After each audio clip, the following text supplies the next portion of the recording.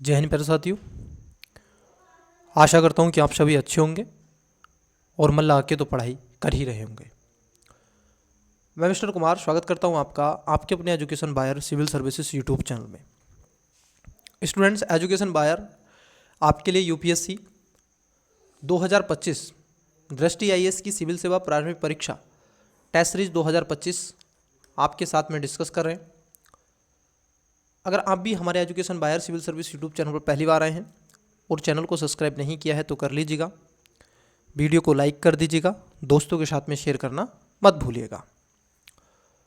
Students, हम आपसे दृष्टि आईएएस की फुल टेस्ट सीरीज मतलब कि जिसमें 30 टेस्ट आपसे चर्चा के बिंदु बनाए जाएंगे, इसमें 20 टेस्ट जीएस पेपर नंबर 1 और 10 टेस्ट आपके सीसैट को टारगेट करके आपसे चर्चा के बिंदु बनाए जाएंगे।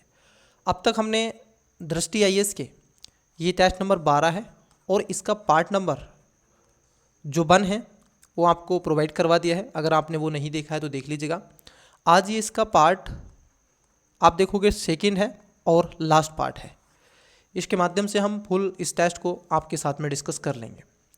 वहीं सीसैट के अब तक हमने 4 टेस्ट, जी हाँ 4 टेस्ट आपको प्रोवाइड करवा दिए हैं। उनका भी आपको प्लेलिस्ट मिल जाएगा सीसैट 2025। और स्टूडेंट्स, जो भी स्टूडेंट्स इस क्लासेस का पीडीएफ पाना चाहते हैं तो आप टेलीग्राम पर हमें ज्वाइन कर सकते हैं। एजुकेशन बायर सिविल सर्व के ये आईडी है, वहाँ पर जाएं, जिसका लिंक डिस्क्रिप्शन में दे के रखा है, तो आप विजिट करें। वहाँ से जा करके क्लास के पश्चात ये पीडीएफ आपको प्रोवाइड करवा दिया जाएगा टेस्ट, वहाँ से आप डाउनलोड कर सकते हैं और अपना प्रिंट निकलवा के या फिर विदाउट प्रिंट के भी आप बाद में भी टेस्ट को दे सकते हैं। इन सब के अलावा स्टूडेंट्स, एजुकेशन बायर आपके लिए कई ऐसे इनोवेटिव प्रोग्राम लाता रहा है और लाता रहेगा, जिसमें एक प्रोग्राम हमने लास्ट 10 ईयर्स के यूपीएससी प्रीलिम्स 2025 और 26 को टारगेट करते हुए आपसे डिस्कस करने का प्रयास कर रहे हैं, जिसमें ख़ास तौर पर हम आपको यूपीएससी के 2014 से, जी हाँ आपने सही सुना, 2014 से 2024 तक के जितने भी अब तक पेपर हुए हैं, मतलब कि पिछले 10 वर्ष तक के, हम आपको आपके साथ में 2014 से 2024 तक के PYQ आपके साथ डिस्कस कर रहे हैं। और आपका न केवल उसमें एक अप्रोच डेवलप कर रहे हैं, बल्कि आपको वहाँ पर एक मेंटरशिप की तरह आपको ये बताया जा रहा है कि ये क्वेश्चन क्यों गलत होगा, कैसा आपको अप्रोच रखना चाहिए, किन बातों का विशेष ध्यान रखना चाहिए। चलिए समय न गवाते हुए, अगर आपने अभी तक वीडियो को शेयर नहीं किया है तो कर दीजिएगा और ये ज़रूर बताइएगा कि आप भारत के किस कोने से बैठ कर के इस क्लासेस को देख रहे हैं, ताकि हमें पता चल सके कि एजुकेशन बायर फैमिली भारत के किस किस कोने तक पहुंच चुकी है और अभी कहां पर पहुंचना बाकी है। चलिए, बट शेयर ज़रूर करिएगा, क्योंकि आपके सब्सक्रिप्शन से, आपके शेयर से, आपके सपोर्ट से ही चीज़ें होती हैं। आइए तो आज की क्लास का पहला क्वेश्चन लेके चलते हैं। क्वेश्चन आपको आपकी स्क्रीन पर विजिबल हो रहा होगा, ये मैं अज्यूम करके चल रहा हूँ। देखिए पहला क्वेश्चन क्या है। क्वेश्चन है आपका 100 वर्ष की अवधि में वैश्विक तापन क्षमता मतलब कि GWP के संदर्भ में बढ़ते क्रम में निम्नलिखित में से कौन सा अनुक्रम सही है। मतलब कि आपको बताना है कि यहाँ पर जो अनुक्रम है वो आपको बताना है कि ग्लोबल जो वार्मिंग जो प्रेशर है, जो आज लगातार आपका वैश्विक जो तापन क्षमता है, वो किसके बारे में आपको बताना है सही। पहला कार्बन डाइऑक्साइड, दूसरे नंबर पर मीथेन, फिर नाइट्रस के ऑक्साइड, फिर सल्फर हेक्साफ्लोराइड। बी में कह रहे हैं कि carbon dioxide, sulphur hexafluoride, nitrous oxide और methane. C methane, sulphur hexafluoride, nitrous oxide, carbon dioxide. D nitrous के ऑक्साइड और methane, carbon dioxide, sulphur hexafluoride. बताइएगा वीडियो को पॉज करके इसका करेक्ट आंसर क्या होगा। देखिए फिर बच्चे, अगर आप देखेंगे तो वैश्विक तापन की अगर हम स्तर की बात कर लें तो सबसे पहले आता है आपका CO2 कार्बन डाइऑक्साइड, फिर उसके बाद में CH4 मीथेन, फिर NO2 नाइट्रस के ऑक्साइड और फिर S आप देखोगे सल्फर डाइऑक्साइड इसमें आपको देखने के लिए मिलता है। जी हाँ आपने सही सुना।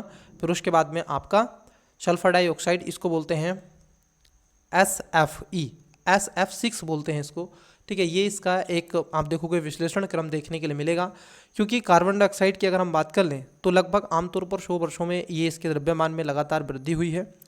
और कार्बन डाइऑक्साइड अगर मीथेन की बात कर लें तो इसका जो वैश्विक स्तर पर रहा है मीथेन का CH4 का, तो ये लगभग आपको दिखेगा 27.0 100 वर्षों में। नाइट्रस के ऑक्साइड की बात कर लें, मतलब कि NO2 जो है, अगर इसका हम देखें तो ये 273 कितना है GWP आपको देखने को मिलेगा। और सल्फर हेक्साफ्लोराइड की बात कर लें तो ये बहुत ही ज़्यादा है बच्चे, ये बहुत ज़्यादा, मतलब कितना कि 24,300 आपको ये देखने के लिए मिलेगा। कितना 24,300 WBP आपको ये देखने को मिलेगा।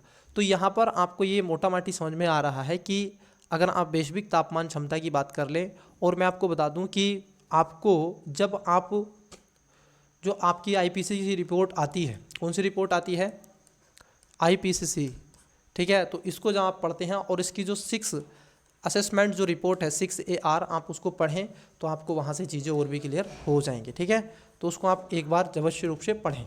चलिए, तो इसका राइट आंसर क्या हो जाएगा, ऑप्शन ए इसका करेक्ट आंसर हो जाएगा। नेक्स्ट क्वेश्चन आपकी स्क्रीन पर, पहले आप क्वेश्चन देख लीजिएगा फिर उसके बाद में ऑप्शंस। चलिए देखिए, बताइएगा। क्वेश्चन है आपका आज की क्लास का सेकंड क्वेश्चन, जैव विविधता के स्तर मतलब कि विभिन्न स्तरों के संदर्भ में निम्नलिखित कथनों पर विचार करें। आपने जैव विविधता बायोडाइवर्सिटी पढ़ी होगी, इकोलॉजी एनवायरनमेंट जब आप पढ़ते हैं तो वहाँ पर कई चीज़ें आपको देखने की मिलती हैं, जिसमें आपको एक अल्फा आप देखते हैं, ठीक है, क्या देखते हैं, अल्फा आप देखते हैं, बीटा देखते हैं और गामा देखते हैं। अब उसी के बारे में आपसे पूछा गया, बहुत ही सिंपल सा क्वेश्चन है, बताइए। ये कह रहे हैं कि अल्फा विविधता एक विशेष पारिस्थितिकी तंत्र या फिर निवास स्थान के भीतर प्रजातियों की विविधता को संदर्भित करती है। जी हाँ, ये बात सही है, क्योंकि ये पार्टिकुलर आप ऐसे याद कर सकते हैं कि जो अल्फा होता है ये एक पार्टिकुलरली किसी एक रीजन की बात करता है, वहाँ पर किसी एक विशेष रीजन की बात की जाती है, पार्टिकुलरली क्षेत्र की बात की जाती है। ये कह रहे हैं बीटा, बीटा दो अलग अलग आवासों के बीच के संरचनात्मक मापन करता है, मतलब कि एक मान लीजिए ए हो गया और एक मान लीजिए बी हो गया। अब जब भी इधर से इधर जाएगा तो एक ट्रांजिशन जोन की ये बात करता है, तो ये भी बात सही है। तीसरे में कह रहे हैं गामा विविधता एक संपूर्ण परिदृश्य जो आपका भौगोलिक क्षेत्र की समग्र जैव विविधता को प्रतिनिधित्व करता है, मतलब कि जिसमें ये दोनों शामिल हो जाएंगे। ये एक बहुत विशाल आकार के क्षेत्र को आगे दिखाने का प्रयास करता है। तो बच्चे यहाँ पर क्या हो जाएगा, आपके तीनों स्टेटमेंट सही हो जाएंगे। पूछा क्या आपसे, पूछा क्या है, कौन सा सही है, कौन सा सही है, तो आप देखोगे यहाँ पर तीनों आपके सही हैं, डी इसका करेक्ट आंसर हो जाएगा। इसमें समझाने के लिए कोई ऐसा खास नहीं था, आपको यही हिंट्स के रूप में याद रखना है, अल्फा बीटा गामा। क्लियर। चलिए नेक्स्ट क्वेश्चन। क्वेश्चन है आपका पारिस्थितिकी अनुक्रम में अग्रणी प्रजातियों की भूमिका के संदर्भ में निम्नलिखित कथनों पर विचार कीजिए। एक शब्द आपको यहाँ पर दे दिया गया है, अग्रणी प्रजातियों की भूमिका। जो भी स्टूडेंट्स अगर पहली बार आए हैं, चैनल को सब्सक्राइब नहीं किया है तो करते चलिएगा, वीडियो को लाइक करते चलिएगा। देखिए पहले स्टेटमेंट की तरफ बढ़ते हैं। पहला स्टेटमेंट क्या है, देखो पहले स्टेटमेंट में कह रहे हैं कि अग्रणी प्रजातियां आमतौर पर बड़े लंबे समय तक जीवित रहने वाले जीव होते हैं जो चरम उत्कर्ष समुदाय में प्रभुत्व स्थापित करते हैं। दूसरे में कह रहे हैं वे मृदा के निर्माण, नाइट्रोजन निर्धारण और नमी प्रतिधारण जैसी प्रतिक्रियाओं द्वारा वातावरण को बदलते हैं। तीसरे में कह रहे हैं अग्रणी प्रजातियां केवल प्राथमिक उत्तरदायित्व पाई जाती हैं। ये तो वैसे ही गलत हो जाएगा। अब देखो जहाँ पर ये आपका है 3, उसको गलत कर दो, ठीक है, उसको कट करो, तो आंसर डी नहीं होगा और आंसर सी नहीं होगा। अब या तो आंसर ए है या फिर बी है। अब देखो इसमें निश्चित है कि आपका 2 सही है, क्योंकि दोनों जगह है। अब ये देख लेते हैं आपका एक ठीक है या नहीं। देखिए पहले वाले स्टेटमेंट में कहा अग्रणी प्रजातियां आमतौर पर बड़े, यहाँ पर एक शब्द है एक्सट्रीम वर्ड है, बड़े लंबे समय तक। प्यारे बच्चे ये बड़े लंबे समय तक नहीं रहता, बल्कि आप देखोगे ये एक छोटी और तेज़ी से बढ़ने वाली प्रजातियों में, जैसे लाइकेन, काई, कुछ प्रकार के ऐसे बैक्टीरिया, उनकी प्राथमिक भूमिका के बाद में फिर प्रजातियों में पर्यावरण निर्मित होता है। ठीक है, आपने पढ़ा होगा सक्सेशन, ठीक है, अनुकरण को सक्सेशन कहते हैं। तो देखिए सबसे पहले क्या होता है, मैं आपको एक हिंट्स देता हूँ, बताता हूँ। जब अब यहाँ पर उस चीज़ को नहीं बता सकते, लेकिन फिर भी जितना हो सकता है। मान लीजिए यहाँ पर एक ज्वालामुखी विस्फोट हुआ, ज्वालामुखी विस्फोट यहाँ पर हो गया, ये एक चट्टान बन गया। 1 सेकेंड रुकिएगा, मैं आपको थोड़ा सा सिखा देता हूँ ताकि चीज़ें और स्पष्ट हो सकें। देखिए थोड़ा सा टाइम लूँगा। यहाँ पर मान लीजिए ये ज्वालामुखी एक चट्टान बन गया है, ठीक है। अब जब ज्वालामुखी ये चट्टान हो गया, जरा समझते रहना, मैं आपको कुछ चीज़ें सिखाऊंगा तो उसमें थोड़ा सा टाइम लग सकता है 1-2 मिनट, बट आपको वो चीज़ें सिखा दूंगा बच्चे, आप जीवन भर याद रखोगे। देखो अब ये चट्टान है, ज्वालामुखी उद्गार यहाँ पर हुआ, इतने में ही मान लीजिए कुछ ऐसे जीव जंतु यहाँ पर आए, ठीक है, कुछ जीव जंतु, इनको जीव जंतु मान लेंगे, ये चील कौवे आपको दिख रहे हैं, जो भी चिड़िया वगैरह वर्ड्स हैं, ठीक है। अब ये यहाँ पर आए, अब इन्होंने क्या करा यहाँ पर, अब मान लीजिए ये इन क्षेत्रों से उड़ के आ रहे थे, इन क्षेत्रों में, यहाँ इन वाले क्षेत्रों से, आई होप कि आपको चीज़ें पूर्ण रूप से विजिबल हो रही हैं, ये इन क्षेत्रों से उड़ के आ रहे थे, ठीक है, ये पेड़ हैं, अब इन क्षेत्रों से उड़ के यहाँ से, ठीक है, ये ऐसे चले गए यहाँ। अब इनमें मान लीजिए यहाँ से इन्होंने इस पेड़ का, इस वृक्ष का फल खाया होगा, तो जब फल खाया होगा तो बच्चे यहाँ पर इन्होंने क्या कर दी, यहाँ पर इन्होंने पोटी कर दी, क्या कर दी, पोटी कर दी, और उसी पोटी में क्या था, जो इन्होंने यहाँ पर कंज्यूम किया था, उसी इनकी पोटी में वो बीज था। अब वो बीज यहाँ पर मान लीजिए क्या हो गया, क्योंकि अब ये ज्वालामुखी उद्गार है, ऐसा तो नहीं है ठंडा हो गया, हज़ारों साल पुराना है, ठीक है, या फिर मैं कहूँगा 100 वर्ष पुराना, मान लीजिए ठंडा हो गया है, तो यहाँ पर जो आपकी केमिकल साइकिल है वो लगातार कंटिन्यूअसली हो रही है, ठीक है। अब उस स्थिति में क्या हो गया, यहाँ से क्या होगा, अपक्षय अपरदन आपको दिखाई देगा, ये चट्टान टूट फूट के, ये चट्टान क्या होगा बच्चे, ये चट्टान आपकी क्या होगी, ये चट्टान टूट फूट के, ठीक है, इधर इस तरीके से जाएगी, यहाँ से ऐसे चारों तरफ ये जाएगी, ये चट्टान टूट टूट के ऊपर से इधर जाएगी, और इसी में बीज है। अब ये बीज एक समय के बाद जब इनका प्रोसेस होगा, तो उस समय आपने देखा होगा कई बार कुछ घास के ऐसे आप अपने आंगन में देखते हैं, तो एक समय पर नहीं होती है, परंतु एक समय पर होने शुरू हो जाती है। कहाँ से आ जाती है, उसका जब ईयर्स आता है तब वो यहाँ पर पैदा हो जाती है, ठीक है, नेचर अपनी गोदी में उसको समाहित करके रखता है। अब यहाँ पर क्या हुआ, इस क्षेत्र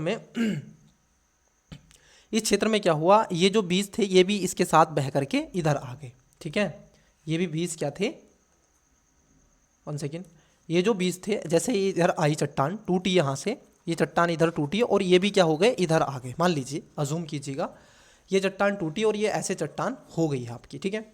अब इसमें भी क्या हुए, ये जो बीज थे, ये बीज यहाँ पर आ गए हैं, अब ये बीज क्या हो गए, इसमें मान लीजिए इधर आ गए, अब ये बीज जम के आएंगे, जब ये बीज जम के आए तो हुआ क्या, जब ये बीज जम के आए तो हुआ क्या, यहाँ पर आप देखोगे छोटी छोटी ग्रास क्या होने लग रही है, जमने लग रही है, यहाँ पर क्या होने लग रही है, घास, ये यहाँ पर जमने लग रही है, ठीक है। अब ये घास जमने लग रही है, अब इसी घास में से कुछ आपको विशाल आयताकार वाले वृक्ष भी देखने के लिए मिलेंगे, ठीक है, कुछ ऐसे वृक्ष भी आपको देखने के लिए मिलेंगे। ये वृक्ष भी आप मान लीजिए, अजूम कीजिएगा, ये वृक्ष भी क्या हो गए हैं, यहाँ पर आपको ये वृक्ष भी दिखने लग रहे हैं। अब जो वृक्ष हैं ये यहाँ पर तो रहेंगे, लेकिन छोटे छोटे वृक्षों को ये क्या कर देंगे, प्रतिस्पादित कर देंगे वहाँ से। तो पहले क्या होगा, देखो यहाँ पर ज्वालामुखी विस्फोट हुआ, उसके बाद में जीव जंतु आए, ठीक है, उन्होंने पोटी कर दी और उड़ के वहाँ से चले गए, तो वहाँ पर घास जमी, जो उन्होंने पोटी की थी उसमें जो बीज थे वो जमे, और जमने के बाद में यहाँ पर वृक्ष जमे। अब वृक्षों के बाद में देखो क्या होगा, अब यहाँ पर इस पेड़ से यहाँ पर इन पेड़ों पर, ठीक है, इस पेड़ से इन पेड़ों पर क्या होंगी, कई ऐसी प्रजातियां होंगी जो यहाँ पर निवास करने के लिए आएंगी, ठीक है। अब पहली जो प्रजाति आएगी, जरा समझिएगा, जो पहली प्रजाति आएगी वो दूसरी प्रजाति, जब दो यहाँ पर मान लीजिए एक कौवा ये आ गया है, अब दूसरी और यहाँ पर चिड़िया आ गई है, ठीक है, यहाँ पर दूसरी चिड़िया और आ गई है, तो उसमें क्या होगी, दोनों में प्रतिस्पर्धा होगी, कंपटीशन होगा। अब कंपटीशन होगा तो ऐसी स्थिति में क्या होगा, ये जो प्रजाति है ना, एक इसमें से एक को यहाँ से भगा देगी और एक को यहाँ से क्या होगी, स्टेबल हो जाएगी, फिर दूसरी यहाँ पर क्या हो जाएगी, स्थिर हो जाएगी। अब दूसरी प्रजाति इन पेड़ों पर ही रहने लग रही है, इन पेड़ों पर ही अपने घर बना लिए हैं, यहीं पर रहना शुरू कर दी है। अब जब वो यहीं पर रहना शुरू कर दी है, अब देखिए यहाँ पर दो चीज़ें होंगी, अगर वो प्रजाति इस पर्यावरण के अनुकूल घुल गई तो समझ लीजिए वो जी गई, अगर नहीं घुली तो वो प्रजाति कुछ ही समय के बाद मर जाएगी, मतलब कि उसका कोई भी जीव जीवित नहीं रहेगा। यही सक्सेशन की स्थिति होती है, ठीक है। तो चलिए, मैंने मोटा माटी आपको बता दिया है, परंतु इसमें थोड़ा टाइम लगता है, ये विषय थोड़ा सा मेंस की क्लासेस में ख़ास तौर पर बहुत अच्छे से कवर करवाया जाता है, ठीक है। तो पहला जो है ये इसमें गलत है, ये लंबे तौर पर नहीं रहता है, बल्कि ये आप देखोगे, ठीक है, छोटे समय तक, ये कह रहे हैं लंबे समय तक नहीं, कम समय तक के लिए, शॉर्ट टर्म के लिए देखने के लिए आपको मिलता है।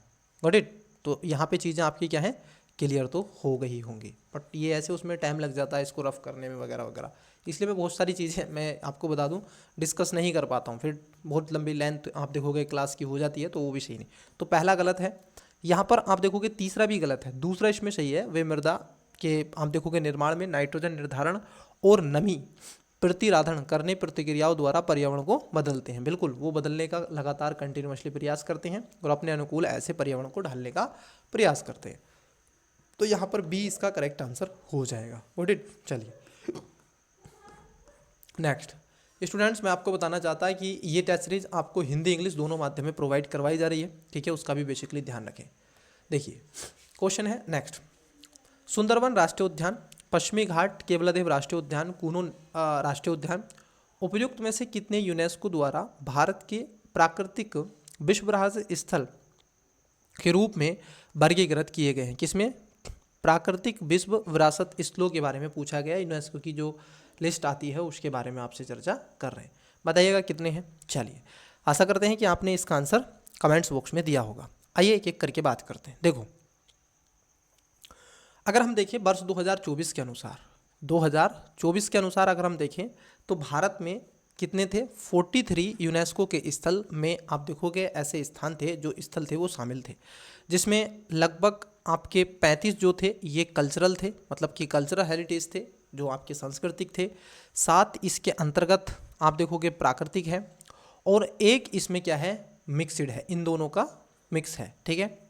अब यहाँ पर क्या है, आपसे इनमें से ही कुछ क्वेश्चन पूछे गए हैं। जैसे देखो, पहले में ये कह रहे हैं कि सुंदरवन, बिल्कुल सुंदरवन जो आपका है ये इसके अंतर्गत रखा गया है, तो पहला तो आपका सही है। पश्चिमी घाट ये भी सही है, और केवलादेव राष्ट्रीय उद्यान भी सही है। लेकिन अगर स्टूडेंट्स हम देखें, ये जो यूनेस्को में कूनो नेशनल पार्क, कूनो राष्ट्रीय उद्यान जो है ये इसका पार्ट नहीं है। सुंदरवन राष्ट्रीय उद्यान को वर्ष 1987 में, कब? 1987 में इसको रखा गया था। और पश्चिमी घाट की बात कर लें तो 2012 में पश्चिमी घाट को शामिल किया गया। केवलादेव राष्ट्रीय उद्यान को 1985 में आप देखोगे शामिल किया गया। परंतु अगर हम देखें केवलादेव जो आपका कूनो नेशनल पार्क को इसका पार्ट नहीं माना गया है, ये इसमें शामिल नहीं है। तो कितने सही हैं इसमें? 3 आपके सही हो जाएंगे। Got it. चलिए नेक्स्ट क्वेश्चन आपकी स्क्रीन पर, क्वेश्चन है आपका 45, निम्नलिखित प्रदूषकों पर विचार करें। अब यहाँ पर देखो ये कह रहे हैं उपयुक्त में से कितनों को प्राथमिक प्रदूषक के रूप में वर्गीकृत किया गया है। स्टूडेंट्स, आप प्रदूषण वाला टॉपिक अवश्य रूप से पढ़ें, और आप जो आपका central pollution control board CPCB के बारे में आवश्यक रूप से पढ़ें, ठीक है। और जो आपका गुणवत्ता वाला डाटा आता है, ठीक है, जिसको आप 0 से 50, 51 से 100, ठीक है, 101 से 200, 201 से 300, 301 से 400 और 401 से 500, कई ऐसे डाटा आए थे इस बार की। बहुत ही गंभीर विषय में उन्होंने 500 तक का डाटा दिया दिल्ली में, कि दिल्ली की जो गुणवत्ता वायु की अगर हम देखें, एयर क्वालिटी जो इंडेक्स आता है उसके अनुकूल अगर देखें तो बहुत ही खतरनाक पीक पर पहुंच चुका है, ऐसे मान लीजिएगा, ठीक है। अगर आप स्विट्जरलैंड से किसी को ले आओ यहाँ पे, या फिर ग्रीनलैंड से आप ले आओ किसी को यहाँ से, फिनलैंड से आप ले आओ यहाँ से, स्कैंडिनेवियन जो कंट्री है वहाँ से यहाँ को ले आओ, उस किसी ह्यूमन को, उससे रुक नहीं सकता, बीमार पड़ जाएगा वो मास्क लगाएगा, उसको श्वास नहीं आएगा, उसको घुटन पैदा हो जाएगी दिल्ली में, ठीक है। तो इतनी भयावह स्थिति दिल्ली की हो चुकी है, ठीक है। देखो, तो इसमें प्राथमिक जो प्रदूषण है वो उसके बारे में पूछा गया है। प्राथमिक प्रदूषण वह प्रदूषण होते हैं जो अपने स्वरूप में होते हैं, ठीक है, और अपने स्वरूप में बने रहते हैं, परंतु उन्हीं से ही जो केमिकल रिसाइकिल हो रहा है उसी के चलते आप देखोगे सेकेंडरी पोल्यूशन भी आते हैं। चलिए आइए देखते हैं इसमें कौन कौन से। ये कह रहे हैं कार्बन मोनोऑक्साइड, मतलब कि आपका CO, सल्फर डाइऑक्साइड SO2, और ये कह रहे हैं क्षोभ मंडलीय ओजोन, मतलब कि O3, और बाष्पीकृत जो आपके कार्बन के यौगिक होते हैं VOC। ये देखिए यहाँ पर कह रहे हैं कि कितने सही हैं। देखो यहाँ पर अगर तीसरे की बात कर लें, ये जो तीसरा स्टेटमेंट है ये गलत है, क्योंकि ये आप देखोगे प्राथमिक नहीं है बल्कि ये सेकेंडरी है। क्या है? ये सेकेंडरी आपको पोल्यूटेंट मिलता है, ठीक है, क्योंकि ये आप देखोगे कार्बन के ऑक्साइड से प्रक्रिया करने के पश्चात ये बनता है। तो यहाँ पर क्या है, पहला स्टेटमेंट सही है, दूसरा स्टेटमेंट सही है, तीसरा स्टेटमेंट गलत है, चौथा स्टेटमेंट सही है। तो कितने सही हो जाएंगे? यहाँ पर आप देखोगे C इसका राइट आंसर हो जाएगा, केवल 3। इन सब के अलावा आपने पढ़ा होगा PAN, ठीक है, ये भी क्या है आपके प्राथमिक जो पोल्यूटेंट के रूप में भी इसको शामिल किया जाता है, ठीक है। चलिए यहाँ तक चीज़ें आपकी क्लियर हो गई होंगी। ओके, नेक्स्ट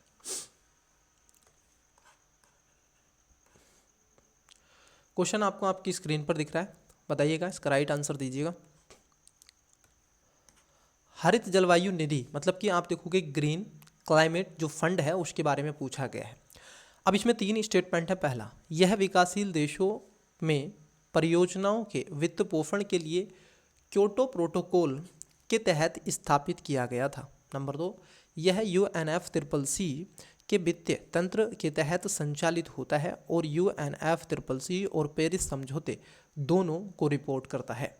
तीसरे में कह रहे हैं अनुकूलन कोष के विपरीत जिसे कार्बन क्रेडिट पर शुल्क के माध्यम से वित्त पोषित किया जाता है, GCF को केवल विकसित देशों को अनिवार्य योगदान से ही वित्त पोषित होता है। मतलब कि कौन से कंट्री, केवल विकसित देश है। देखो यहाँ पर जो तीसरा स्टेटमेंट है ये गलत है। इसमें ना केवल डेवलप कंट्री बल्कि इसके साथ साथ जो आपके डेवलपिंग कंट्री हैं वो भी इसमें कंट्रीब्यूट कर सकते हैं। ठीक है, तो तीसरा स्टेटमेंट तो सरासर गलत है। ठीक है, आइए देखते हैं ऑप्शंस। जहाँ पर 3 होगा वो इसका राइट आंसर हो ही नहीं सकता, मतलब कि C आंसर नहीं है और D आंसर नहीं है। अब देखिए यहाँ पर अगर हम पहले स्टेटमेंट की बात कर लें, पहला स्टेटमेंट क्या कह रहा है, ये कह रहे हैं कि इसकी जो उत्पत्ति और विकास जो हुआ था, इस वित्त पोषित को जो स्थापित किया गया था, ये क्योटो प्रोटोकॉल के तहत किया गया था। नहीं बच्चे, ये क्योटो प्रोटोकॉल के तहत नहीं किया गया था। उस समय की अगर हम बात कर ले, क्योंकि 2010 में मैक्सिको के कैनकन, कहाँ पर, कैनकन में जो सम्मेलन हुआ था, कहाँ पर हुआ था ये, मैक्सिको में, मैक्सिकन। तो यहाँ पर ये सम्मेलन हुआ था 2010 में। तो तब वहाँ पर इस बात को रखा गया था कि जो आपका ग्रीन क्लाइमेट फंड है उसको लाया जाएगा। तो पहला जो स्टेटमेंट है ये क्या हो जाएगा, गलत हो जाएगा। ठीक है, पहला स्टेटमेंट आपका गलत हो जाएगा। अब देखो पहला स्टेटमेंट गलत है और तीसरा स्टेटमेंट गलत है, तो बचा क्या, जी हाँ दूसरा स्टेटमेंट सही है। तो देखो राइट आंसर क्या होगा, ऑप्शन नंबर 20 का करेक्ट आंसर हो जाएगा। Got it. नेक्स्ट क्वेश्चन पे चलने से पहले आइए देखिएगा, यहाँ पर आपको इंग्लिश में क्वेश्चन दिख रहे होंगे। बच्चे जो इंग्लिश माध्यम वाले हैं वीडियो को पॉज करके इसका करेक्ट आंसर कमेंट्स कर सकते हैं। चलिए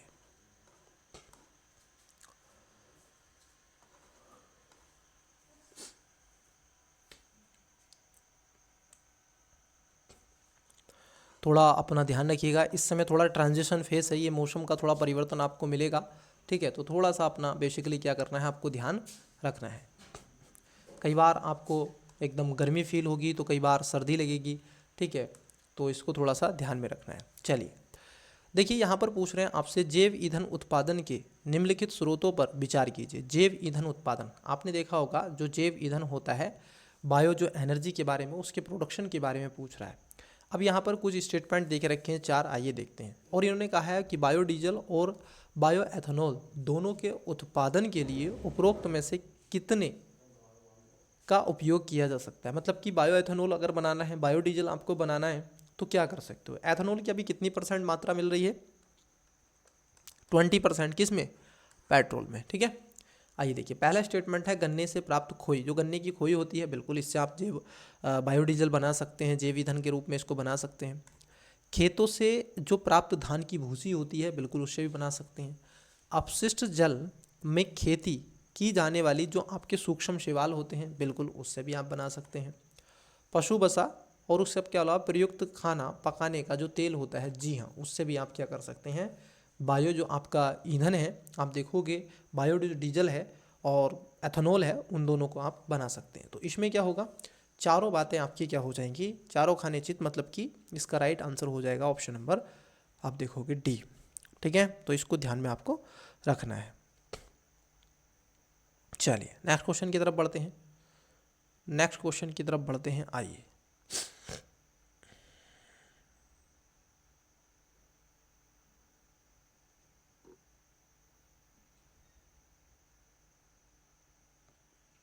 ठीक है,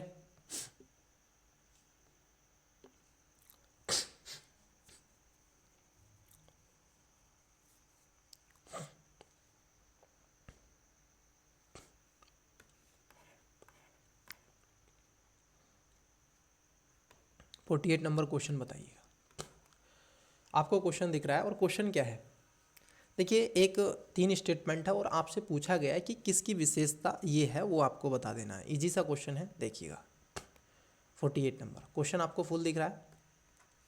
ये कह रहे हैं, अब देखना जरा, इस प्रकार का बायोम कौन सा है, मतलब कि आपसे इस प्रकार के बायोम की बात की जा रही है। देखो, जिस बच्चे की मैपिंग बड़ी स्ट्रॉन्ग होती है ना, ऐसे क्वेश्चन वो स्टूडेंट्स बहुत ही फास्ट और ये बहुत जल्दी क्वेश्चन होते हैं। और जिसकी मैपिंग स्ट्रॉन्ग नहीं होती है ना, मैं इसलिए कहता हूँ कि ज्योग्राफी के क्वेश्चन आपको पिक करने हैं, आपको करेक्ट करने हैं, तो आपकी मैपिंग जो होनी चाहिए बहुत एडवांस लेवल की होनी चाहिए, जिसके चलते आप बहुत ही अच्छे से क्या कर सकते हैं, इस चीज़ को क्वेश्चन को पिक कर सकते हैं और अच्छे मार्क्स अपने ला सकते हैं। देखो, पहला स्टेटमेंट है कि प्रमुख वनस्पति में स्क्लेरोफिल झाड़ियाँ होती हैं जो शुष्क ग्रीष्मकाल का सामना करने के लिए अनुकूलित होती हैं। दूसरे में कह रहे हैं, इस क्षेत्र में समय समय पर बागवानी की घटनाएं, मतलब कि आप देखोगे जो वन अग्नि की घटनाएं होती हैं जो पौधों के पुनर्जनन में सहायक करती हैं।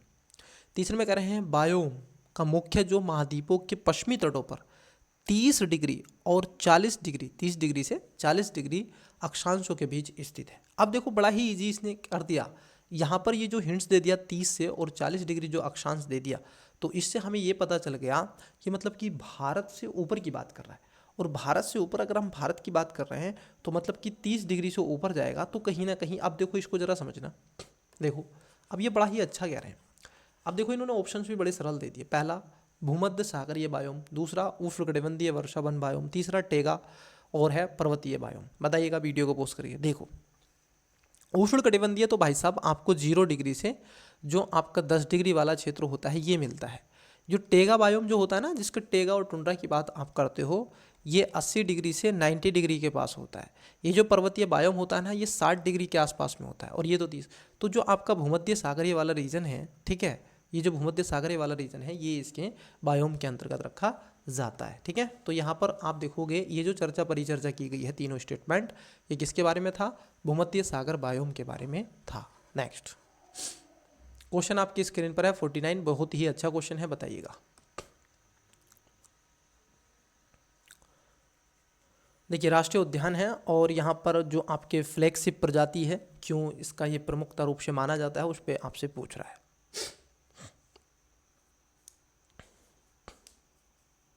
देखो, पहला है केविल लामजाओ राष्ट्रीय उद्यान। पहली बात तो आपको ये पता होना चाहिए कि सर केविल लामजाओ जो आपका नेशनल पार्क है, ये आपको कहाँ मिलता है? तो ये मिलता है आपको मणिपुर में। कहाँ पर मिलता है? मणिपुर में आपको देखने के मिलेगा। और ये कह रहे हैं भारतीय पेंगोलिन। पेंगोलिन भारत का वन रेनेबल है, इसको ध्यान में रखेंगे।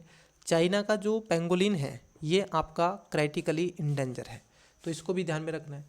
जहाँ तक कि अगर हम देखें, अगर हम पेंगोलिन, अगर इसके केवल लामजाओ की बात कर लें, तो आपने डांसिंग डियर के बारे में सुना होगा, जिसको आप संगाई हिरण के रूप में भी जानते हैं।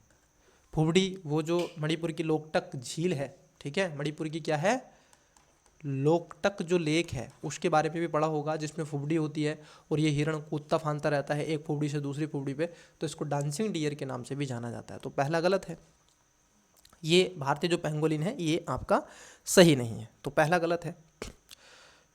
दूसरे की हम बात कर लें, दूसरे में कह रहे हैं कि साइलेंट वैली राष्ट्रीय उद्यान। देखो, साइलेंट वैली जो राष्ट्रीय उद्यान है, अगर आप इस चीज़ को देखें तो ये खास तौर पर कहाँ आपको मिलेगा? साइलेंट वैली याद कीजिएगा, वेस्टर्न घाट वाले रीजन में, जिसमें आपको कर्नाटक के आर कर देंगे और केरला के आर कर देंगे। तो ये जो रीजन है कर्नाटक, जो नीलगिरी के आपका वेस्ट का जो रीजन है, वेस्टर्न घाट है, उसमें आपको मिलेगी। और ये कह रहे हैं कि आपका जो हुलोंग गिब्बन है ये आपको मिलता है वहाँ पर। साइलेंट वैली में खास तौर पर आपको मिलता है लायन टेल्ड जो मकाक आपको मिलेगा, ठीक है, जो आपका सिंह की पूंछ वाला बंदर जो होता है, ठीक है, मकाक जिसको हम कहते हैं, क्या बोलते हैं? मकाक, जिसको हम कहते हैं सिंह पूंछ वाला बंदर, शेर की पूंछ वाला जो बंदर होता है वो आपको मिलता है। ये आपको हुलोंग नहीं मिलता है, ये इसको ध्यान में आपको रखना है। साइलेंट वैली, यहाँ पर झींगुर नहीं पाया जाता है इस क्षेत्र में, वो जो रात में चिर्र करके बोलता है वो यहाँ पर नहीं मिलता है, ठीक है, एक अजीब ही साइलेंट निकालता है ये, तो इसमें कोई ऐसा नहीं देखने को मिलेगा। तीसरा है पेरियार राष्ट्रीय उद्यान, नीलगिरी तहर। देखो, पेरियार अगर हम राष्ट्रीय उद्यान की बात कर लें तो यहाँ पर खास तौर पर आपको भारतीय हाथी, जिसको एल्फेंस, ठीक है, भारतीय जो हाथी है, ठीक है, ये आपको देखने को मिलेगा। इसमें भारतीय हाथी की बात करिएगा, ठीक है, ये भारतीय हाथी आपको मिलता है। और ये पार्क बड़ा ही महत्वपूर्ण है, पेरियार जो है इसको ध्यान में रखना। नीलगिरी तहर तो खासतौर पर केरल में स्थित है और ये नीलगिरी जो बायोस्फीयर रिजर्व है उसी में आपको मिलता है, ठीक है, तो इसको थोड़ा सा ध्यान में रखना है। और ये जो नीलगिरी तहर है ये और बताइएगा ये किस देश का, सॉरी किस स्टेट का जो आपका स्टेट एनिमल है, ठीक है, ये कमेंट्स करके बताइएगा। जी नीलगिरी जो तहर है, ठीक है, किस स्टेट का स्टेट एनिमल है, ठीक है, ये आपको बताना है किस स्टेट का स्टेट एनिमल इसको कहा जाता है, किस राज्य का जो राजकीय पशु के रूप में जाना जाता है, किसको, नीलगिरी तहर को। तो इसमें क्या हो जाएगा, आप देखोगे तीनों स्टेटमेंट आपके गलत हैं, तो डी इसका करेक्ट आंसर हो जाएगा। नेक्स्ट क्वेश्चन नंबर 50 आपकी स्क्रीन पर आपको विजिबल हो रहा है। क्लास थोड़ी बड़ी हो सकती है बच्चे, कोई दिक्कत नहीं है। आइए, जलवायु परिवर्तन के संदर्भ में रेडियो एक्टिव जो आपकी फोर्सिंग शब्द के बारे में पूछा है। देखो एक शब्द है रेडियो एक्टिव फोर्सिंग, ठीक है, ये दृष्टि आईएएस की टेस्ट सीरीज हम आपसे डिस्कस कर रहे हैं, बताइएगा इसके बारे में करेक्ट आंसर क्या है। रेडियो एक्टिव फोर्सिंग, देखिए ग्रीन हाउस गैसों की सौर विकिरण को अंतरिक्ष में पुनः परावर्तित करने की क्षमता, पृथ्वी द्वारा आवेशित अवशोषित होने वाली सौर ऊर्जा और निवर्तमान अवरक्त विकिरणों के बीच का अंतर। सी में कह रहे हैं आपसे कि वह प्रक्रिया जिसके द्वारा ग्रीन हाउस गैस परावैंगनी विकिरणों को अवशोषित और पुनः उत्सर्जित करती है। डी में कह रहे हैं कि आपसे कि वायुमंडल मतलब कि CO2 के स्तर को कम करने में कार्बन पृथक्करण का जो प्रत्यक्ष प्रभाव है उसकी बात कर रहे हैं। तो वीडियो को पॉज करके इसका करेक्ट आंसर देने का आवश्यक रूप से प्रयास करें। चलिए, आपने इसका राइट आंसर दिया होगा। देखिए जलवायु परिवर्तन पर जो रेडियो एक्टिव फॉर्मिंग होती है ये पृथ्वी द्वारा जो अवशोषित होने वाली सौर ऊर्जा के जो निर्वर्ती जो अवरक्त विकिरणें होती हैं उनके बीच का जो अंतर आपको देखने को मिलता है वो खासतौर पर इसमें जानी जाती है, क्योंकि रेडियो एक्टिव फॉर्मिंग खासतौर पर GHG green house gases, aerosol और सौर विविधताओं जैसे कारकों के कारण पृथ्वी को क्या करती है, ऊर्जा प्रणाली में असंतुलन के उपाय के रूप में देखी जाती है। तो इसको ध्यान में रखना है। और यह खासतौर पर आप ये भी देख लें कि एक होता है सकारात्मक रेडियो एक्टिव जो आपकी फॉर्मिंग होता है उसमें CO2 होता है, उसमें ध्यान रखना कौन कौन सी ऐसी गैसें होती हैं जो आपको देखने के लिए मिलती हैं, ठीक है। तो इसमें CO2 होगा, कार्बन डाइऑक्साइड होगा, CH4 मीथेन होगा, नाइट्रोस ऑक्साइड होगा, क्लोरोफ्लोरोकार्बन होता है। वहीं जो आपकी नकारात्मक रेडियो एक्टिव फॉर्मिंग होता है इसमें एरोसोल, ज्वालामुखी विस्फोट आदि से शीतल जो प्रभाव होते हैं वो देखने के लिए मिलते हैं। तो इसका जो राइट आंसर हो जाएगा option number B. Got it. Next question आपकी स्क्रीन पर बताइएगा करेक्ट आंसर क्या है। निम्नलिखित में से कौन बायो प्रोस्पेटिंग को सटीक रूप से परिभाषित करता है? कौन करता है बताइएगा इसको। पहला है क्षतिपूर्ति के बिना आनुवंशिक संसाधनों का अनाधिकृत दोहन। दूसरे में कह रहे हैं वाणिज्यिक रूप से मूल्यवान आनुवंशिक और जैव रसायन संसाधनों के बीच के लिए जैव विविधता का व्यवस्थित जो अवेषण। तीसरे में कह रहे हैं कृषि लाभों के लिए जीवों को आनुवंशिक रूप से संशोधित करने की प्रक्रिया। डी प्रजनन कार्यक्रमों के माध्यम से संकटापन्न प्रजातियों का संरक्षण, बायो प्रोस्पेटिंग। देखिए आपने इसका करेक्ट आंसर दिया है। देखिए इसका राइट आंसर होगा ऑप्शन नंबर बी। क्यों? क्योंकि वाणिज्यिक रूप से जो मूल्यवान आनुवंशिक और जैविक रसायनों के जो संसाधन होते हैं उनके जो जैव विविधता का व्यवस्थित जो आप देखोगे एक तरीके से रिसर्च करता है, अन्वेषण करता है, ठीक है, मैं कहूँगा कि उनका परीक्षण करता है, जिसमें विशेष रूप से पौधे, कवक, रोगाणु और समुद्र के जीवों आदि को यहाँ पर देखने का प्रयास किया जाता है। और इसी से खासतौर पर क्योंकि बायो जो आपका पायरेसी एक और शब्द आता है बायो पायरेसी के विपरीत होता है, ये ध्यान रखना। और एक कानूनी रूप से जैव विविधता अभी समय जो आपका CVD है नगोया प्रोटोकॉल जैसे फ्रेमवर्क में आयोजित किया जाता है, तो इसको भी थोड़ा सा आपको ध्यान में रखना है। तो इसका करेक्ट आंसर बी हो जाएगा। नेक्स्ट क्वेश्चन है आपकी स्क्रीन पर। आप देखिए पूछा क्या गया, बड़ा अच्छा क्वेश्चन है। जब मैं इस क्वेश्चन को देख रहा था तो कई बार मुझे इस पे क्वेश्चन पे डाउट हुआ। आपको देखते हैं कितना डाउट होता है। टाइगर रिजर्व आपसे पूछा गया है। क्या पूछा गया है? टाइगर रिजर्व के बारे में आपसे पूछा जा रहा है, ठीक है, बताइएगा। बहुत ही इजी सा क्वेश्चन है ये, बहुत इजी सा। बताइएगा। देखो ये यहाँ पर टाइगर रिजर्व आपसे पूछे गए हैं, ठीक है, कितने टाइगर रिजर्व हैं ये भी बताते चलिएगा कमेंट्स में, भारत में कितने टाइगर रिजर्व हैं।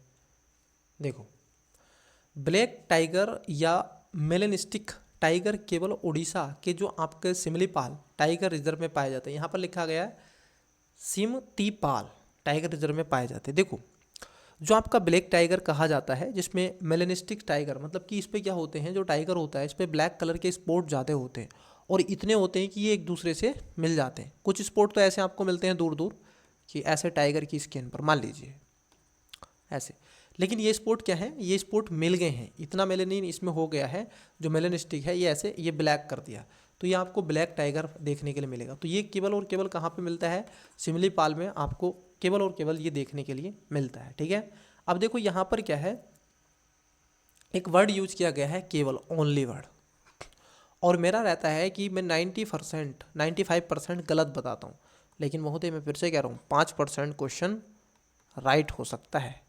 वो आप पर डिपेंड करता है कि आपने कितनी अच्छे से तैयारी करी है। ठीक है, तो ये करंट अफेयर में रहा था, अभी तो नहीं करंट अफेयर में रहा था, ये भी ध्यान रखेंगे। ये खास तौर पर 2024 में बहुत ज़्यादा चर्चाओं में रहा था। ठीक है, 24 के स्टार्टिंग में। ठीक है, देखो पहला सही है।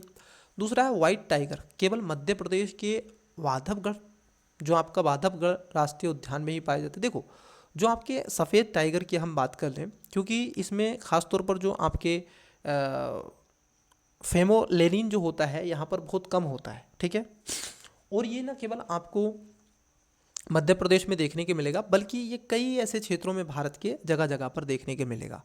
इसके साथ साथ आप मध्य प्रदेश की तो बात यहाँ पर कर ही रहे हैं, इन सब के अलावा आपको असम में मिलेगा,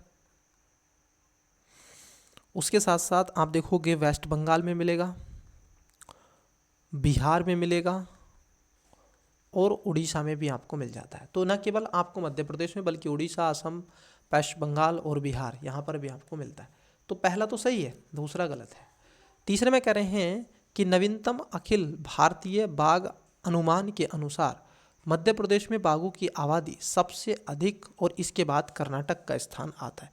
देखो जरा इस चीज़ को समझना, अगर हम एक अनुमान की बात कर लें नेशनल NTCA के बारे में, ठीक है, NTCA जो है, और इसने 2022 कब का एक डाटा इसने दिया है 2022 के अनुसार, और लगभग 785 की सबसे बड़ी आबादी मध्य प्रदेश में कितने हैं, मध्य प्रदेश में कितने हैं 785 आपको बाघ मिलेंगे, और इसीलिए इसको बाघों का प्रदेश भी कहते हैं। ठीक है, किसको, MP को। उसके बाद में आपका कर्नाटक आता है 563 के साथ, उत्तराखंड 560 और महाराष्ट्र 444। ठीक है, अब मेरे क्यों इसमें कन्फ्यूज, इसमें जो तीसरा स्टेटमेंट है इसमें इसलिए बढ़ रही थी क्योंकि मेरे माइंड में क्या चल रहा था कि ये 2022 का डाटा है, ये नहीं चल रहा था, इससे पहले के डाटे चल रहे थे, तो मैं यहाँ पर थोड़ा सा मिस कर रहा था इस क्वेश्चन को। ठीक है, मिसिंग हो रहा था मुझसे, तो ये बात सही है, दूसरा इसमें गलत है, तीसरा इसमें सही है। उसके बाद आप देख लोगे कि टाइगर रिजर्व की सर्वाधिक संख्या में जो बाघों की सर्वाधिक संख्या में जो आपका कार्बेट है 260 है सबसे अधिक, इसके बाद में बांदीपुर, ठीक है, टाइगर रिजर्व में जो आपके बाघों की 150, नागरहोल 141, माधवगढ़ 135, दुधवा 135, मुदुमलई 114 और कान्हा 105, काजीरंगा 104, सुंदरबन 100 और जो आपका तडोबा 97, सत्यमंगलम 85 और पेंच MP में 77। तो ये ध्यान में रखना है। तो यहाँ पर पहला और आपका दूसरा गलत है, तीसरा सही है। पूछा कितने सही है ना, तो 2 सही है, 20 का राइट आंसर हो जाएगा। नेक्स्ट क्वेश्चन पे चलने से पहले इंग्लिश माध्यम के बच्चे वीडियो को पॉज करके राइट आंसर दें। क्वेश्चन आपको दिख रहा है स्क्रीन पर, पढ़ें। ठीक है, चलिए, बायोफ्यूल प्रोडक्शन वगैरह वगैरह जो भी क्वेश्चन है आप दें आराम से आंसर।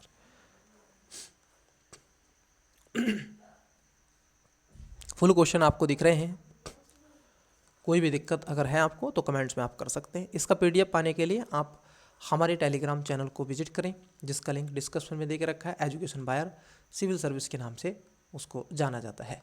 चलिए, क्वेश्चन आपकी स्क्रीन पर है और क्वेश्चन बहुत ही बढ़िया है। क्वेश्चन है आपका वैश्विक प्राकृतिक संरक्षण सूचकांक NCI 2024 के संबंधों में निम्नलिखित कथनों पर विचार करें। 3 स्टेटमेंट है, बहुत ही बढ़िया क्वेश्चन है। देखिए, पहला है कि भारत सूचकांक में नीचे के 5 देशों में शामिल है, जो 180 में से 176वें स्थान पर आता है। जी हाँ, अगर आप देखेंगे जो आपका नेशनल वैश्विक जो प्राकृतिक संरक्षण सूचकांक अगर आप उसको देखें एनसीआई को, तो भारत की स्थिति थोड़ी खतरनाक ही रही है, डेंजरस ही रही है।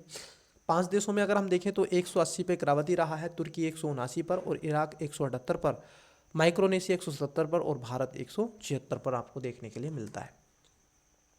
दूसरे में कह रहे हैं एनसीआई को संयुक्त राष्ट्र पर्यावरण कार्यक्रम यूनाइटेड नेशन एनवायरनमेंट प्रोग्राम द्वारा विकसित किया गया। ये थोड़ा सा आपको क्या है टैकिंग लगेगा कि सर क्या ऐसा वास्तव में किया गया? जी नहीं। अगर आप देखो इसको विकसित करने की बात की अगर हम बात करें तो बेन गुरियन विश्वविद्यालय है, जिसको आप बायो इसको लिख सकते हैं, बेन गुरियन बायो डी.com, ठीक है, biodv.com, इसने क्या किया है? इसको विकसित किया है। तीसरा सही है कि इस सूचकांक में भूमि प्रबंधन और जैव विविधता संकट सहित 4 प्रमुख जो मानक हैं उसके संरक्षण और प्रयासों का मूल्यांकन करना होता है। 4 मानकों में अगर हम देखें कौन कौन से हैं तो नोट डाउन कर लीजिएगा 4 मानक कौन से हैं। पहले इसकी मानक की बात कर लें तो भूमि प्रबंधन, लैंड मैनेजमेंट की बात यहाँ पर की गई है। जैव विविधता जो आपकी बायोडाइवर्सिटी है उसकी बात की गई है, उसके जो संकटापन को, ठीक है। तीसरे में क्षमता और अभिसमय मतलब कि कैपेसिटी बिल्डिंग की बात की गई है। और अगर चौथे की बात कर लें तो भविष्य के रुझान मतलब कि फ्यूचर में क्या होगा, ठीक है, उसकी बात यहाँ पर की जा रही है। तो यहाँ पर क्या हो गया आपका, आप देखोगे दूसरा जो स्टेटमेंट है वो गलत है, पहला सही है और तीसरा सही है। जहाँ पर 2 है उसको कट कर दो। आंसर ए नहीं होगा, आंसर बी नहीं होगा, आंसर डी नहीं होगा। करेक्ट आंसर होगा ऑप्शन नंबर सी। नेक्स्ट, ये भी क्वेश्चन बहुत ही बढ़िया सॉलिड क्वेश्चन है। यह आपकी मूलभूत अवधारणा पर आधारित क्वेश्चन है। आइए देखिए, जैव संचय के संदर्भ में निम्नलिखित कथनों पर विचार कीजिए। आप पढ़ते हैं जैव संचयन और जैव आवर्धन, पढ़ते हैं कि डीडीटी पढ़ा है कि कैसे पोल्यूशन होता है ओशन में या फिर किसी पॉन्ड में, और पोल्यूशन को छोटी मछली या फिर उससे बड़ी मछली कैसे वो फैलता है, वो आपने देखा वो ग्राफ, समझे कि नहीं? आइए एक एक करके करते हैं। देखो, पहला है जैव संचयन तब होता है जब समय के साथ किसी जीव में विषाक्त पदार्थ संचयित होते हैं। बिल्कुल सही बात है। मान लीजिए बच्चे, ये एक ओशन है और इसी में क्या है, एक आपको मछली है ये, ठीक है, मान लीजिए एक मछली है, ठीक है, एक मछली है जो आपको दिख रही है, ये एक मछली है मान लीजिए। अब ये मछली क्या है, यहाँ पर जितने भी ये पड़े हुए थे अपशिष्ट, ठीक है, अब इनको ये खा गई है, अब इसके अंदर आ गए। एक छोटी मछली है, ये छोटी छोटी मछली हैं, इसने कई सारी छोटी मछलियों को खा लिया एक बड़ी मछली ने, ठीक है, तो ये इसके अंदर चलेगी। अब मान लीजिए इसी मछली को क्या हुआ, एक बहुत बड़ा मछला था, क्या था, एक बहुत बड़ा मछला था इस समुद्र में, और उस मछली ने इसको खा लिया, ऐसी 2 को, और इसी बड़ी वाली मछली को क्या कर लिया, मानव खा गया। अब ये देखो कहाँ पर आ गई, ये जो मछलियों में क्या आ गया, जितना भी यहाँ पर डीडीटी था, जितना भी यहाँ पर ऐसे पोषक तत्व, ऐसे आप देखोगे इतने जहरीले टॉक्सिक जो पदार्थ थे वो मछली ने खा लिए।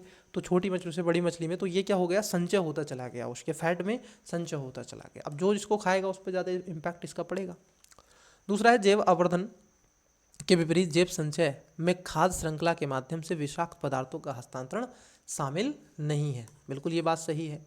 दूसरे में कह रहे हैं कि पारा और सीसा जैसी भारी धातुएं सामान्य रूप से जैव संचयी पदार्थ होती हैं, ये भी बात सही है। तो यहाँ पर तीनों बातें सही हैं, तो डी इसका करेक्ट आंसर हो जाएगा। जैव आपने आवर्धन पढ़ा है और जैव संचयन आपने दोनों चीज़ें पढ़ी हैं, ठीक है। चलिए, मुझे लगता है कि आपको इसमें कोई दिक्कत नहीं हो रही होगी। डीडीटी, पारा, पॉलीक्लोरिनिड्स जो आपका आता है, जिसको पीसीबी कहते हैं, ठीक है। चलिए नेक्स्ट क्वेश्चन की तरफ बढ़ते हैं।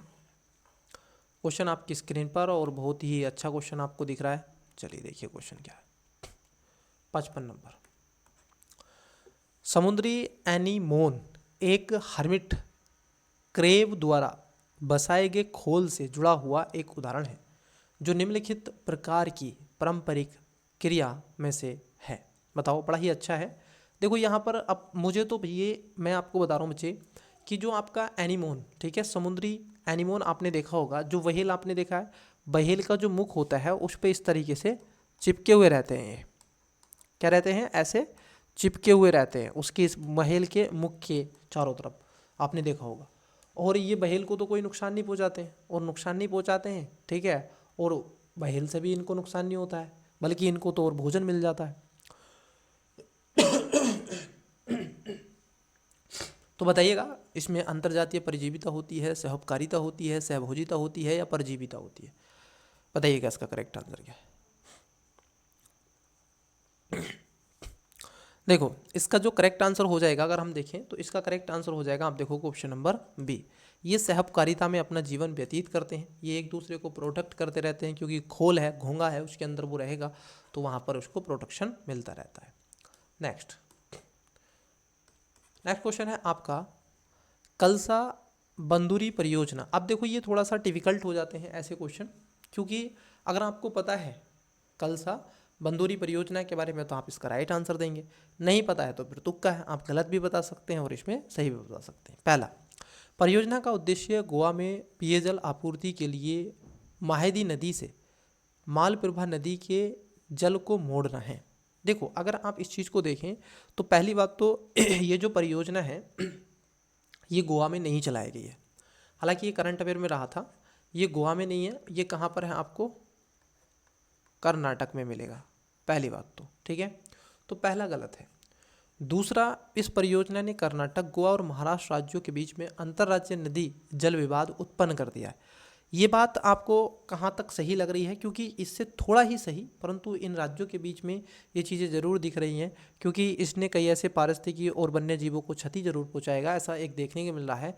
तो दोनों इसमें तीनों स्टेट एक्टिव हो गए हैं, ठीक है, तो ये बात यहाँ पर सही है।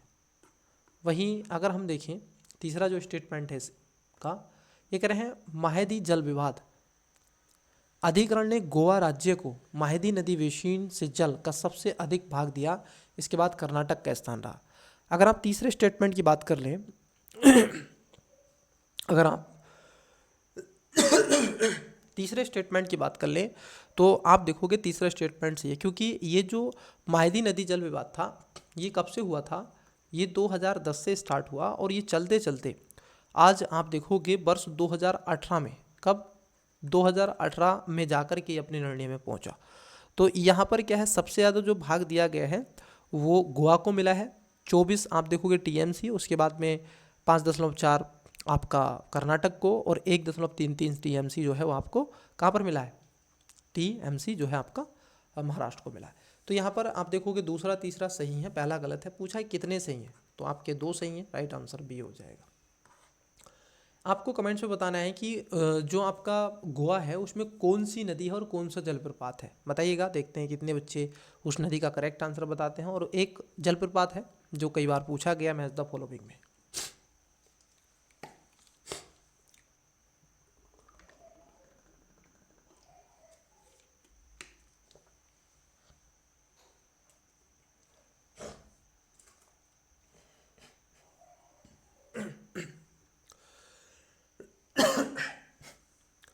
नेक्स्ट क्वेश्चन है आपकी स्क्रीन पर, गुआम द्वीप हाल ही में समाचारों में देखा गया कहाँ स्थित है, कौन सा द्वीप बच्चे, गुआम द्वीप, बताइएगा। अजोब सागर याद आ रहा है कुछ, अजोब सी, ब्लैक सी से ऊपर अजोब सी, हिंद महासागर, भूमध्य सागर और प्रशांत महासागर। चलिए आपने इसका करेक्ट आंसर दिया होगा।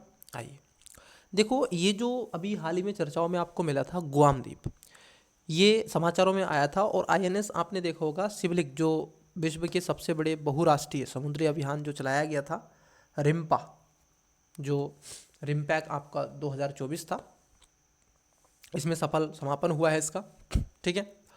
और ये द्वीप पर पहुंचा था इस पे गुआम, और ये अमेरिका का एक द्वीप है, ध्यान रखेंगे। किसका द्वीप है, यूएसए का एक द्वीप है, और ये प्रशांत महासागर में, ठीक है। प्रशांत महासागर मतलब पश्चिमी जो प्रशांत महासागर है, मरियाना द्वीप समूह का एक भाग है। किसका भाग है, मरियाना, मरियाना जो आइसलैंड है उसका एक भाग है। तो यहाँ पर क्या हो जाएगा, करेक्ट आंसर ऑप्शन नंबर आपका डी हो जाएगा। Got it. Next question, question आपको आपकी स्क्रीन पर दिख रहा है, बताइएगा।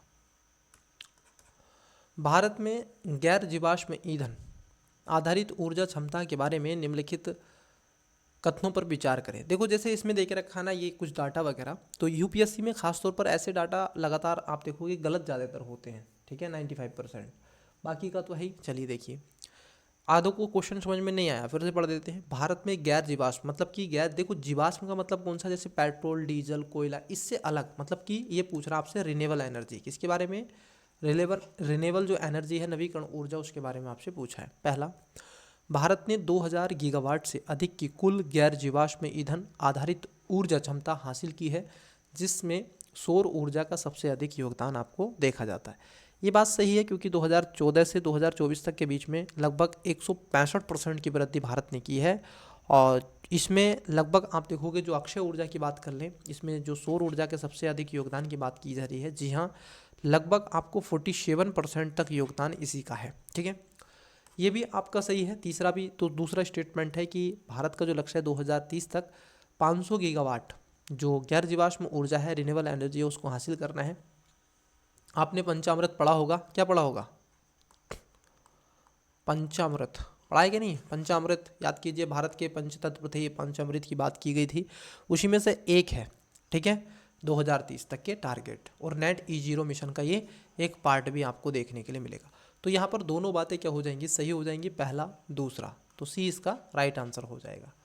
चलिए, ये भी बताइएगा कि आपके कितने क्वेश्चन गलत हो रहे हैं, कितने क्वेश्चन सही हो रहे हैं। चलिए नेक्स्ट, निम्नलिखित में से कौन सा संगठन शिक्षा पर जलवायु परिवर्तन का प्रभाव रिपोर्ट जारी करता है? बताइएगा इसका करेक्ट आंसर क्या है। पहला है विश्व बैंक, दूसरा है जलवायु परिवर्तन पर अंतर सरकारी panel IPCC, united nation environment programme, और वैश्विक शिक्षा गठबंधन। बताएं इसका करेक्ट आंसर क्या है।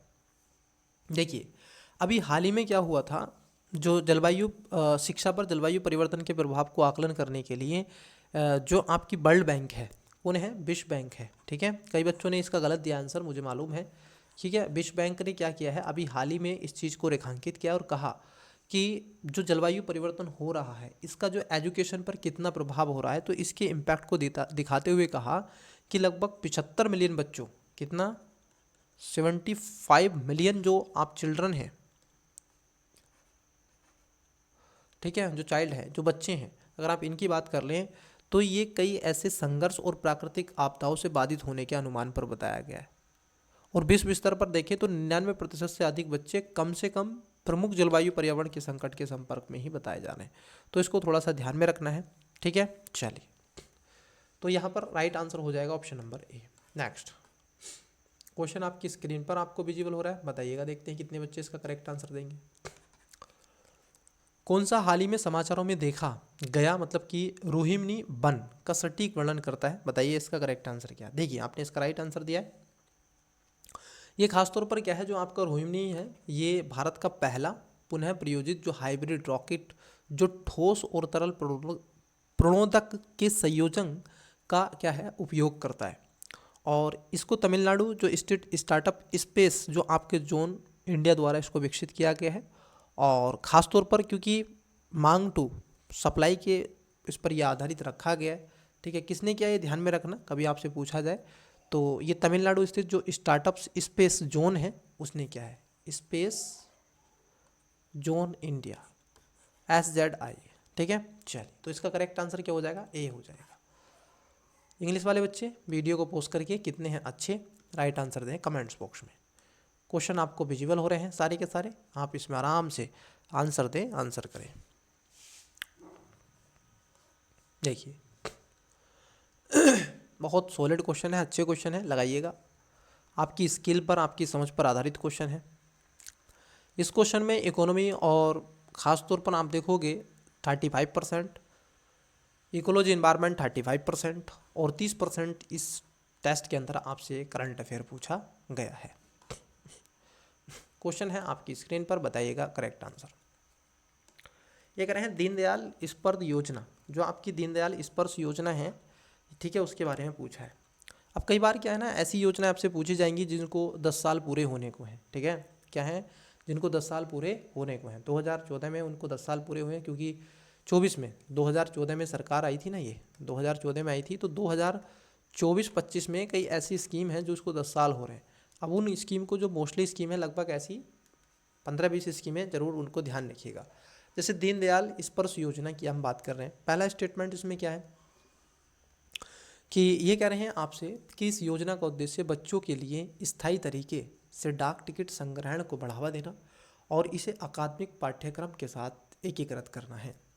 इस योजना के तहत में 6 से 9 वर्ष तक के छात्रों को छात्रवृत्ति प्रदान की जाती है जिनकी डाक टिकट संग्रहण में रुचि है। तो यहाँ पर आप देखोगे कौन सा सही पूछा है आपसे। देखो, अगर हम दीनदयाल जो स्पर्श योजना की बात कर लें तो ये खास तौर पर 6 से 9 वर्ष तक के बच्चों के लिए लाई गई है और ये डाक टिकट को बढ़ावा देने के लिए एक अकादमिक पाठ्यक्रम को एक साथ एकीकृत करना है और आरामदेह और तनाव मुक्त एक तरीके से रुचि को बढ़ावा देना है बच्चों की। तो दोनों बातें ये सही है। इसमें लगभग आप देखोगे 6,000 प्रतिवर्ष जो रुपये छात्रवृत्ति दी जाती है और 500 रुपये प्रति माह की दर से उनको वितरित किए जाते हैं। ये खासतौर पर भारतीय डाक भुगतान बैंक IBP जो आपका इंडियन पोस्ट बैंक है, इंडियन पोस्ट पेमेंट बैंक और आपका डाक बचत जो बैंक है उसके साथ मिलकर के काम करता है। छात्रवृत्ति को वितरित करने के लिए इसमें प्रत्येक सर्कल पर आप देखोगे छात्रों को प्रति माह 1,500 रुपये प्राप्त होते हैं। तो ये ध्यान में रखना है, ठीक है। चलिए, तो सी इसका राइट आंसर हो जाएगा ऑप्शन नंबर सी, ठीक है। दोनों बातें आपकी सही हैं। नेक्स्ट क्वेश्चन आपकी स्क्रीन पर आपको दिख रहा है। वर्ष 2023 में भारत के तरलीकृत प्राकृतिक गैस मतलब कि लिक्विड नेचुरल गैस आयात के संदर्भ में निम्नलिखित कथनों पर विचार करें। पहला है कि संयुक्त राज्य अमेरिका ने वर्ष 2023 में भारत का दूसरा सबसे बड़ा LNG आपूर्तिकर्ता बनकर UAE को पीछे छोड़ दिया है। नंबर 2 में कह रहे हैं कि कतर वर्ष 2023 में भारत को LNG का सबसे बड़ा आपूर्तिकर्ता था। उपयुक्त कथनों में से कौन सा या से सही है या फिर है केवल एक, बी केवल 2, सी एक और 2 दोनों, डी ना तो एक नहीं दो।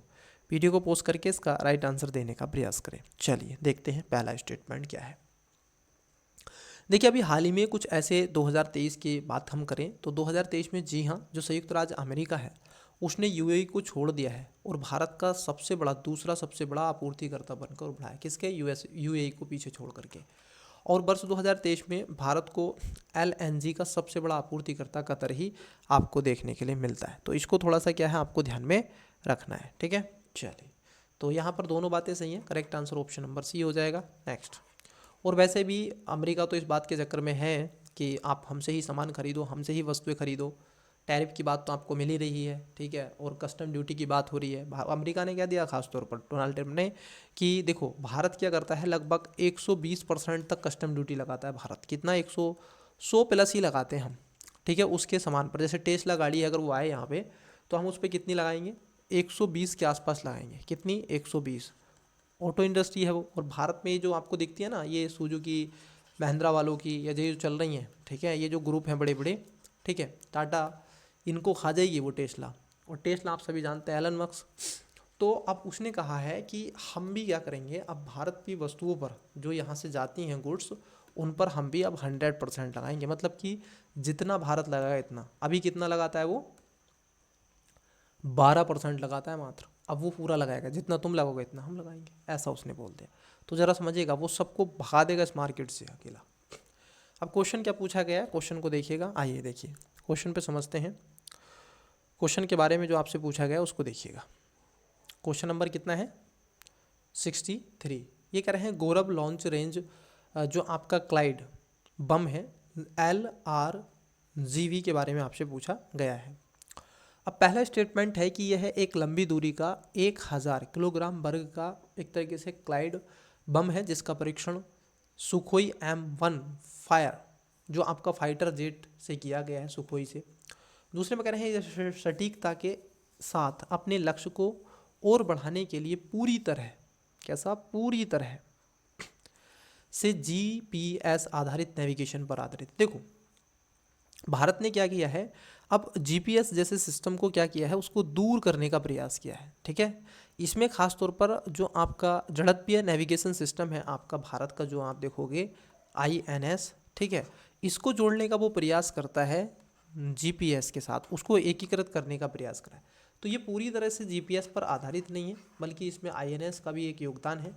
दूसरा स्टेटमेंट गलत है, पूछा सही, तो पहला इसका राइट आंसर हो जाएगा, ठीक है। चलिए नेक्स्ट क्वेश्चन।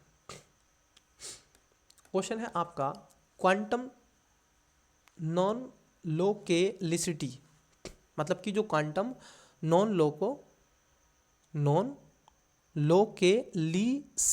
लोकेलिटी, ठीक है, नॉन लोकेलिटी के संदर्भ में आपसे पूछा गया है।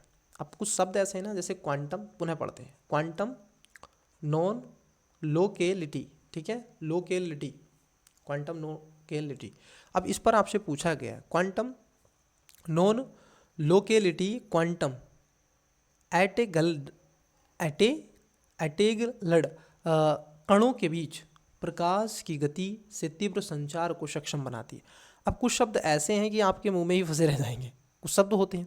तो देखो, अगर आप देखो यहाँ पर तो ये गलत हो जाएगा, क्योंकि ये प्रकाश की गति से तीव्र संचार की अनुमति नहीं देता है, और यहाँ पर कह रहे हैं कि प्रकाश की गति तीव्र संचार को सक्षम बनाती है, ये गलत है। तो पहला गलत हो गया, और है इसमें, ओके। दूसरे स्टेटमेंट में कह रहे हैं ये सुरक्षित संचार क्रिप्टोग्राफी कुंजी निर्माण के यादृच्छिक संख्या पीढ़ी क्वांटम नॉन लोकेलिटी के कुछ अनुप्रयोग हैं। अगर आप देखोगे ये बात इसकी सही हो जाएगी, पहला गलत है, दूसरा सही, आपसे पूछा है सही, तो right answer option number B इसका हो जाएगा।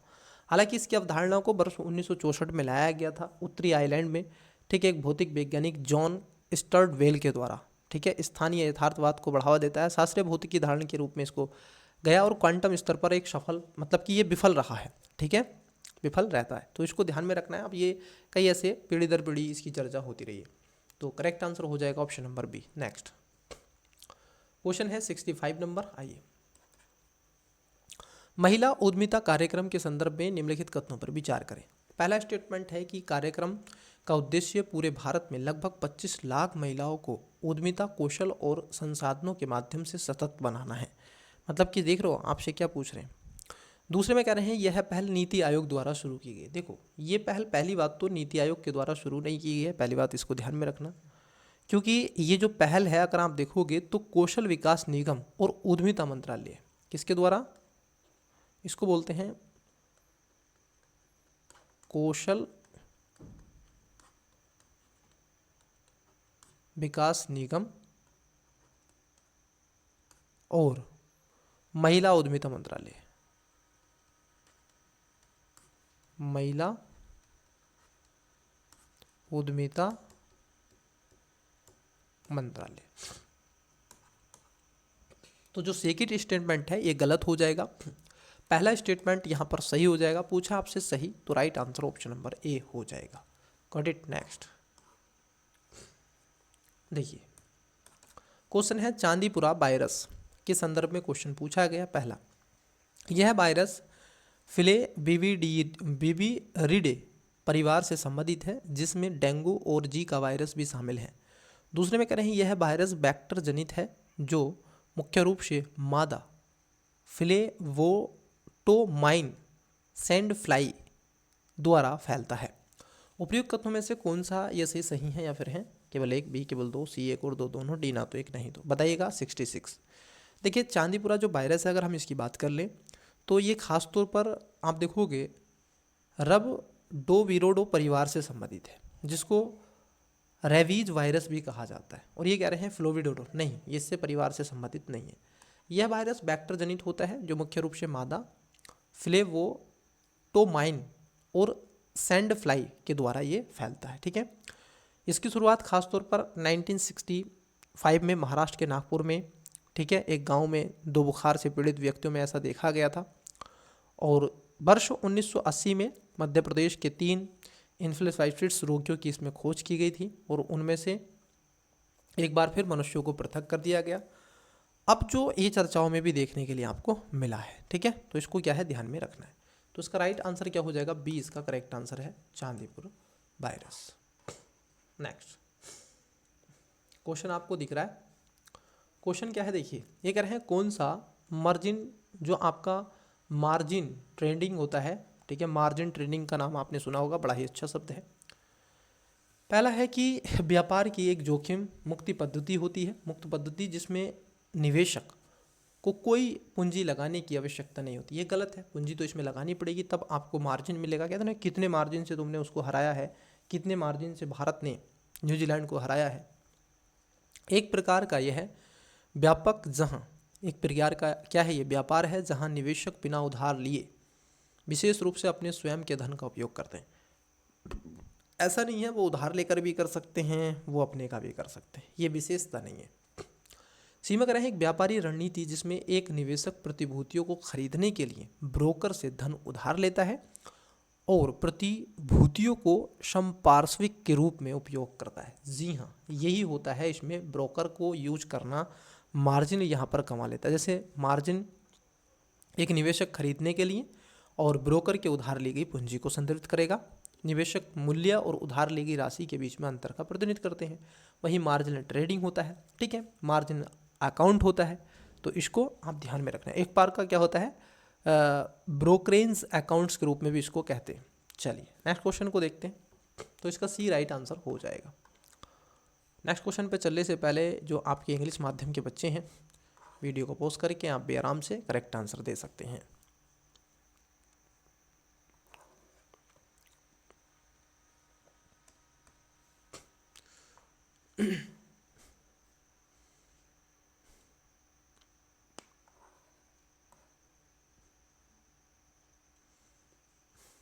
चलिए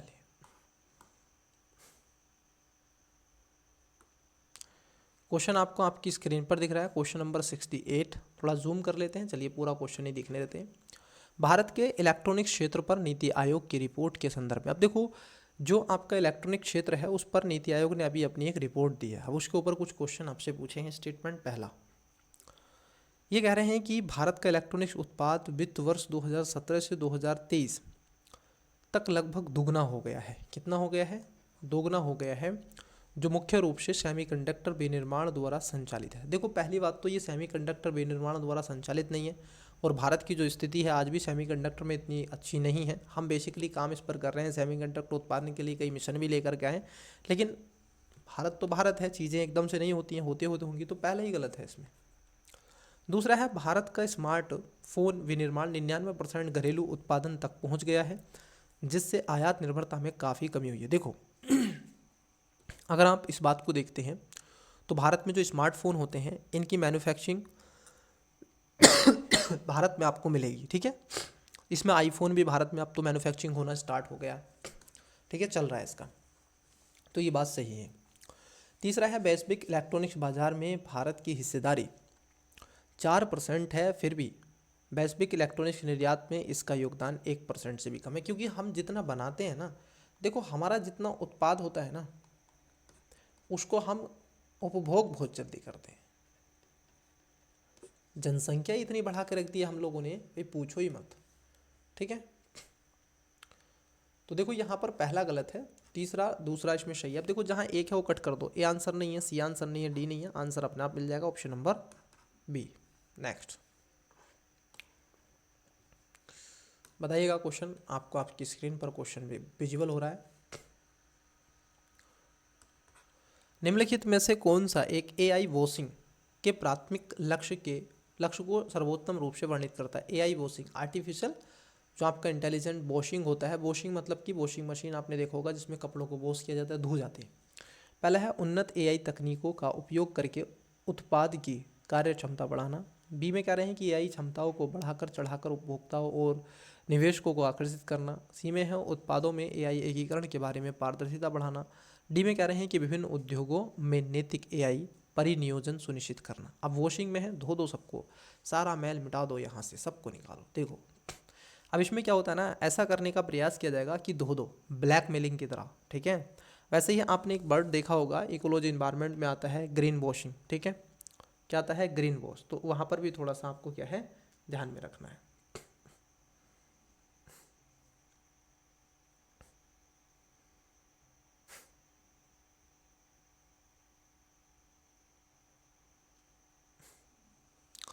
तो ये खासतौर पर क्या होता है, इसका करेक्ट आंसर बी हो जाएगा, क्योंकि एआई क्षमताओं को बढ़ा चढ़ाकर उपभोक्ताओं को, निवेशकों को आकर्षित करने के लिए इसको लाया जाता है।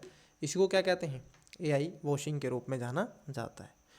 वॉशिंग आप देखोगे ग्रीन वॉशिंग के समान, जहां व्यवसाय अपनी छवियों को बेहतर बनाने का भ्रामक पर्यावरण के दावों को प्रस्तुत करते हैं, वो आपका ग्रीन वॉशिंग आता है, ठीक है। ये कंप्यूटर प्रौद्योगिकी का एक विशाल श्रृंखला के रूप में काम करता है। यहाँ पर एक चैन बन जाती है जिसमें सभी के लिए पारदर्शी सुनिश्चित करती है। तो 20 का राइट आंसर हो जाएगा। ग्रीन वॉशिंग में पर्यावरण के उत्पादकों को आकर्षित करते हैं कि देखो हमने पर्यावरण के अनुकूल ये सारे काम किए हैं, हमारा प्रोडक्ट बहुत बढ़िया है, आदि आदि वो शब्द पूछा गया है। और ग्रीन वॉशिंग जो है 2023 के प्रीलिम्स में यूपीएससी ने पूछ लिया है ग्रीन वॉशिंग। तो ऐसे एआई वॉशिंग भी पूछा जा सकता है। चलिए, आपसे पूछा गया फाओ मतलब कि फूड एंड एग्रीकल्चर ऑर्गेनाइजेशन द्वारा जारी विश्व वन स्थित रिपोर्ट। अभी इसने क्या किया है, फाओ ने एक रिपोर्ट जारी की है वैश्विक स्तर पर जो फॉरेस्ट की संरचना है उसकी स्थिति को जानने के लिए।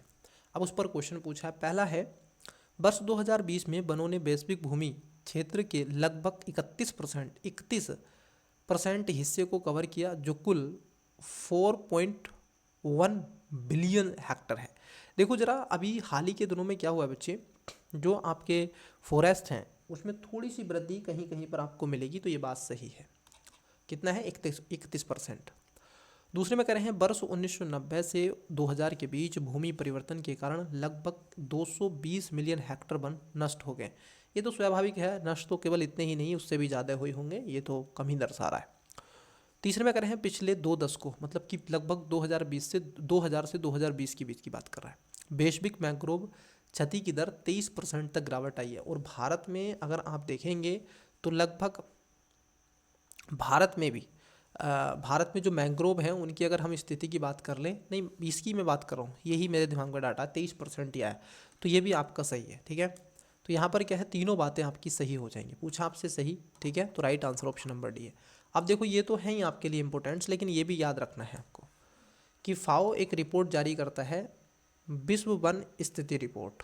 ध्यान रखना, आपसे पूछा जा सकता है निम्नलिखित में से हाल ही में अभी किसने विश्व वन स्थिति रिपोर्ट 2024 जारी की है, तो फाओ ने। ठीक है, यहाँ पर कई स्टेटमेंट है, किससे रिलेटेड है ये आपको दिख रहा है। चलिए नेक्स्ट क्वेश्चन की तरफ बढ़ते हैं। देखिए ग्रीन वॉशिंग पर अब आ गया कि नहीं, वहाँ पर क्या था, वहाँ पर आपका शब्द क्या था, एआई वॉशिंग, और यहाँ पर क्या है, ग्रीन वॉशिंग। आइए देखिए शब्द को समझते हैं। ग्रीन वॉशिंग और भ्रामक पर्यावरणीय दावों पर हाल ही में जारी दिशा निर्देशों के संदर्भ में निम्नलिखित कथनों पर विचार करें। सांप निकल गया अब पीटते रह गए लाठी। अब यूपीएससी ने तो पूछ लिया, आप कितने ही ग्रीन वॉशिंग कर लो, यूपीएससी एक बार तो पूछेगा उसका, 1000 बार तो नहीं पूछेगा। हाँ, एआई वॉशिंग आपसे पूछ सकता है। ठीक है, मेंस में इसके कुछ ऐसे कुछ आपसे की पॉइंट पूछ सकता है। आइए देखिए कैसे। पहला है दिशा निर्देश खासतौर पर भ्रामक पर्यावरणीय दावों को रोकने के लिए ग्रीन वॉशिंग से संबंधित सुपरिभाषित शब्दावली स्थापित करते हैं। कैसी शब्दावली, सुपरिभाषित शब्दावली।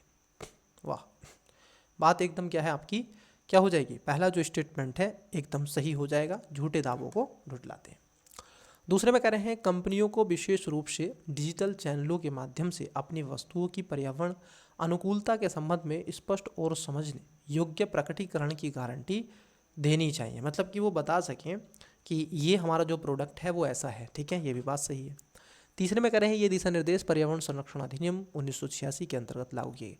ये बस आपको क्या है, झुटला रहा है, क्योंकि ये पर्यावरण संरक्षण की तरफ नहीं। अब देखो कोई प्रोडक्ट बना रहे हो आप और किसी को बेच रहे हो कि पर्यावरण के नाम पर, तो पर्यावरण दिशा निर्देश यहाँ पर पर्यावरण का थोड़ा ही नहीं संरक्षण करना है, यहाँ पे संरक्षण करना है उपभोक्तावाद का, जो झूठीता है। तो ये खासतौर पर केंद्रीय उपभोक्तावाद संरक्षण प्राधिकरण ने इसको शुरू किया है। ठीक है, तो इसको ध्यान में आपको रखना है। तो तीसरा गलत है, पहला सही है, दूसरा सही है। राइट आंसर आइए देखते हैं। जहाँ 3 नंबर है वो तो आंसर नहीं है, आंसर सी डी नहीं है, correct answer option number A हो जाएगा, 1 और 2 दोनों। नेक्स्ट क्वेश्चन आपको पूर्ण रूप से विजुअल हो रहा है, सारस क्रेन के बारे में पूछा है, बेहतरीन क्वेश्चन है, अच्छा क्वेश्चन है, बताइएगा। क्वेश्चन आपकी स्क्रीन पर आपको क्वेश्चन विजुअल हो रहा है। सारस क्रेन के संदर्भ में निम्नलिखित कथनों पर विचार करें। 2 स्टेटमेंट है, 3 सॉरी। सारस क्रेन विश्व का सबसे बड़ा उड़ने वाला पक्षी है। देखो ये बात तो आपकी क्या है, एकदम सही है, ये विश्व का सबसे ऊंचा उड़ने वाला पक्षी है। लगभग 152 से 156 सेंटीमीटर लंबा है। कितना, 152 से 156 सेंटीमीटर ये लंबा पक्षी आपको मिलेगा। यह पक्षी केवल भारत में पाया जाता है और मध्य प्रदेश का राजकीय पक्षी है। देखो ये बात आपकी गलत है, ये केवल मध्य प्रदेश में नहीं बल्कि ये उत्तर प्रदेश का राजकीय पक्षी है यूपी का, पहली बात तो याद रखना। क्रेन जो सारस है, और ये कह रहे हैं मनते का, एमपी का नहीं है, ये उत्तर प्रदेश का है।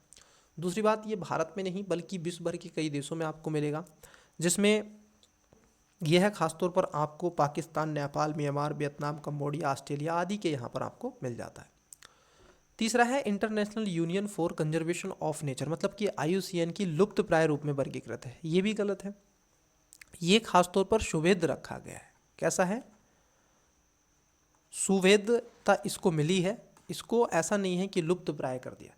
तो देखो यहाँ पर क्या हो गया, आपका दूसरा भी गलत है, तीसरा भी गलत है, दूसरा स्टेटमेंट गलत है, तीसरा, पहला स्टेटमेंट आपका सही है। तो करेक्ट आंसर क्या होगा? ऑप्शन नंबर ए, केवल एक इसमें करेक्ट आंसर हो जाएगा। नेक्स्ट क्वेश्चन है आपकी स्क्रीन पर, आइए। भारत में समुद्री संरक्षित क्षेत्र मतलब कि MPA के संदर्भ में निम्नलिखित कथनों पर विचार करें। 3 स्टेटमेंट है। पहला, वन्यजीव संरक्षण अधिनियम 1972 समुद्री संरक्षित क्षेत्रों के निर्धारण के लिए कानूनी ढांचा प्रदान करता है।